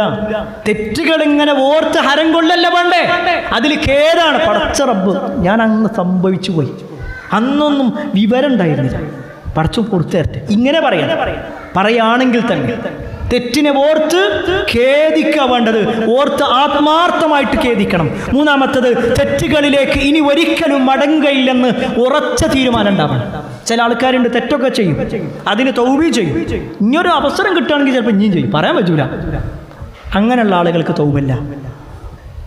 ഈ 3 നിബന്ധനകളാണ് പ്രധാനം, ഷർത്തുകളായിട്ട് പണ്ഡിതന്മാർ എണ്ണിയതാണ്. ഇനി 4ാമത്തൊരു നിബന്ധന കൂടിയുണ്ട്. അതാണ് വ്യക്തികളുമായി ബന്ധപ്പെട്ടതാണെങ്കിൽ ആദ്യം അതിനാണ് പ്രാധാന്യം. വ്യക്തികളുമായി ബന്ധപ്പെട്ടത് എന്താണെന്നറിയോ, നമ്മൾ ഏതെങ്കിലും വ്യക്തിയോട് ആക്ഷേപങ്ങൾ പറയുകയോ അയാളെ സാമ്പത്തികമായിട്ട് അയാളുടെ സമ്പത്ത് അപഹരിക്കുകയോ ചതിക്കുകയോ ഒക്കെ ചെയ്തിട്ടുണ്ടെങ്കിൽ ആദ്യം അത് തിരിച്ചുകൊണ്ട് കൊടുക്കണം. ആദ്യം അത് തിരിച്ചു കൊടുക്കുക. അല്ലെങ്കിൽ അയാളോട് പറഞ്ഞിട്ടുണ്ടെങ്കിൽ അയാളോടാ പൊരുത്തപ്പെടിക്കണ്ടേ. നമ്മൾ ഇവിടുന്നുണ്ടല്ലോ, അല്ലാഹുമ്മ ഇന്നക അഫുവുൻ തുഹിബ്ബുൽ അഫ്വ ഫഅഫു അന്നി, എനിക്ക് മാപ്പ് നൽകണേ. മാപ്പ് നൽകൂല അല്ല. ആദ്യം വ്യക്തികളോടാണെങ്കിൽ അയാളോട് പറയണം, ഞാൻ അറിയാതെ പറ്റിയത്, എനിക്ക് അറിയില്ലായിരുന്നു എൻ്റെ ഗൗരവം, ഞാൻ അന്ന് ചില ആൾക്കാരിനോട് പറഞ്ഞതിൻ്റെ അടിസ്ഥാനത്തിൽ നിങ്ങളായിട്ട് പറഞ്ഞതാണ്, നിങ്ങൾ എനിക്ക് പൊരുത്തപ്പെട്ട. ആരെക്കുറിച്ചും പറയാൻ പാടില്ല പ്രിയപ്പെട്ട, ആരെക്കുറിച്ചും പറയാൻ പാടില്ല. ഏത് വിഭാഗത്തിൽപ്പെട്ട ആളാണെങ്കിലും. ചില ആൾക്കാരൊക്കെ എന്താ വെച്ചാൽ നമ്മളെ ടീമാണെങ്കിൽ കുഴപ്പമില്ല, മറ്റോനെ കുറിച്ച് പറയാം, ആരും പറയാൻ പറ്റൂല. അത് മുസ്ലിം ആവട്ടെ അമുസ്ലിം ആകട്ടെ, ഇനി എന്തായാലും അപ്പുറത്തേക്ക് പറയാം. ഒരാളെ കുറിച്ച് ആക്ഷേപം പറയാ, അയാളെ കുറിച്ച് ഇല്ലാത്തത് പറയാ, ആരോപണങ്ങൾ പറയാ, അല്ലെങ്കിൽ അയാളുടെ സമ്പത്ത് അപഹരിക്കുക, പറ്റിക്കുക, ഇതൊന്നും ചെയ്യാൻ പറ്റില്ല. അങ്ങനത്തെ എന്തെങ്കിലും ഒന്ന് സാമ്പത്തിക ക്രമക്കേട് നടത്തിയിട്ടുണ്ടെങ്കിൽ ആദ്യം ആ പൈസ തിരിച്ചു കൊടുക്കുക. എന്നിട്ടാണ് നമ്മൾ അള്ളാഹിനോട് തൗബ ചെയ്യണ്ടേ. അല്ലാതെ നമ്മൾ ആ പൈസ ഇങ്ങനെ പോക്കറ്റിൽ വെക്കുക, അല്ലെങ്കിൽ ആ പൈസ നമ്മൾ എടുത്ത് വെക്കുക, എന്നിട്ട് നമ്മൾ എന്ത് ചെയ്യുക, നിങ്ങൾ എനിക്ക് പൊരുത്തപ്പെട്ടേനെ കേട്ടോ, നിങ്ങൾ എനിക്ക് പൊരുത്തപ്പെട്ട പഠിച്ചവനെ എനിക്ക് പൊരുത്തപ്പെട്ടേനെ ഇല്ല. ആദ്യം അത് വീട്ടണം, എന്നിട്ടാണ് വീടണ്ടേ. ഈ പറയപ്പെട്ട നിബന്ധനകളൊക്കെ പ്രിയപ്പെട്ടവരെ നമ്മുടെ മുൻഗാമികൾ അതവരുടെ ജീവിതത്തിൽ കൃത്യമായി നിർവഹിച്ചതാണ്. ഇനിയും ഒരുപാട് ചരിത്രങ്ങളുണ്ട്. നമ്മുടെ സമയം പരിമിതമാണ് എന്നുള്ളത് കൊണ്ട് നമ്മൾ അവസാനിപ്പിക്കുകയാണ്. ഞാൻ അവസാനിപ്പിക്കുമ്പോൾ ഓർമ്മപ്പെടുത്താനുള്ളത് ഇനിയുമുണ്ട് 2 ദിവസങ്ങൾ. ഏറ്റവും കൂടുതൽ അല്ലാഹു സുബ്ഹാനഹു തആല നമ്മുടെ പാപങ്ങൾ സ്വീകരിക്കുന്ന, തൗബ ചെയ്താൽ അത് ഏറ്റെടുക്കാമെന്ന് പറഞ്ഞ 3 ദിവസങ്ങൾ നമ്മുടെ മുന്നിലുണ്ട്. അതിലൊന്ന് ലൈലത്തുൽ ഖദർ പ്രതീക്ഷിക്കേണ്ട ദിവസം തന്നെയാണ്. മറക്കാതിരിക്കുക. നമ്മൾ ഓരോരുത്തരും നമ്മുടെ പ്രായപൂർത്തി എത്തിയത് മുതലേ, നമ്മുടെ ഓർമ്മയിൽ വന്നത് മുതലേ നമ്മൾ ചെയ്തിട്ടുള്ള പാപങ്ങളില്ലേ, അതൊക്കെ ഒന്ന് ആലോചിച്ചാൽ തന്നെ മതി. നമുക്കൊരു പക്ഷെ ഒന്ന് ഉറങ്ങാൻ കഴിയൂല. അതൊക്കെ അല്ലാഹു സുബ്ഹാനഹു തആല നാളെ പരലോകത്ത് ഇങ്ങനെ എല്ലാവരും മുന്നിലും ഇങ്ങനെ കാണിക്കണ രംഗം ഒന്ന് ആലോചിച്ച് നോക്കി. കോടാനുകോടി മനുഷ്യന്മാരുടെ മുന്നിൽ വെച്ചിട്ട് നമ്മൾ ഇത്രയും ദീനിയായിട്ടൊക്കെ ജീവിച്ച ആളുകളാണെന്ന് ജനങ്ങളുടെ മുന്നിൽ തോന്നുന്ന നമ്മളെ ഓരോന്നിങ്ങനെ അള്ളാഹ് ഇങ്ങനെ തുറന്നിങ്ങനെ കാണിക്കുക. അതുകൊണ്ടാണ് നമ്മൾ റബ്ബിനോട് പ്രാർത്ഥിക്കേണ്ടത്, റബ്ബേ പുറത്തു തരണേന്ന് മാത്രമല്ല മറച്ചു വെക്കണേന്ന് കൂടിയുണ്ട്. മറച്ചു വെക്കുക. അള്ളാഹ് ചിലപ്പോൾ പുറത്തു തരും, പക്ഷെ അതവിടെ ഉണ്ടാവും, പക്ഷെ അത് മറച്ചു കിട്ടണം. അതിനുവേണ്ടി കൂടി നമ്മുടെ പ്രാർത്ഥന ഉണ്ടാവണം. അല്ലാഹു സുബ്ഹാനഹു തആല നമ്മുടെ ജീവിതത്തിൽ സംഭവിച്ചു പോയ എല്ലാ തെറ്റുകുറ്റങ്ങളും നമുക്ക് പുറത്തു മാപ്പാക്കി തരുമാറാവട്ടെ. നമ്മൾ ചെയ്യുന്ന തൗബ അല്ലാഹു പരിപൂർണമായി സ്വീകരിക്കുമാറാവട്ടെ.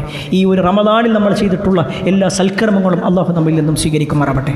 എല്ലാ അർത്ഥത്തിലും നന്മകൾ ചെയ്ത് ജീവിക്കുന്ന ആളുകളിൽ അല്ലാഹു നമ്മെ ഏവരെയും ഉൾപ്പെടുത്തുമാറാവട്ടെ. അല്ലാഹുമ്മ ഗഫിൽ മുഅ്മിനീന വൽ മുഅ്മിനാത്ത് വൽ മുസ്ലിമീന വൽ മുസ്ലിമാത്ത് അൽ അഹ്യാഇ മിൻഹും വൽ അംവാത്ത് ഇന്നക മുജീബു ദഅവാത് യാ ഖാദിൽ ഹജാത്ത്. അല്ലാഹുമ്മ അജ്ർനാ മിനൻ നാർ اللهم اجرنا من النار اللهم اجرنا من النار ربنا آتنا في الدنيا حسنة وفي الآخرة حسنة وقنا عذاب النار آمين آمين برحمتك يا أرحم الراحمين والحمد لله رب العالمين.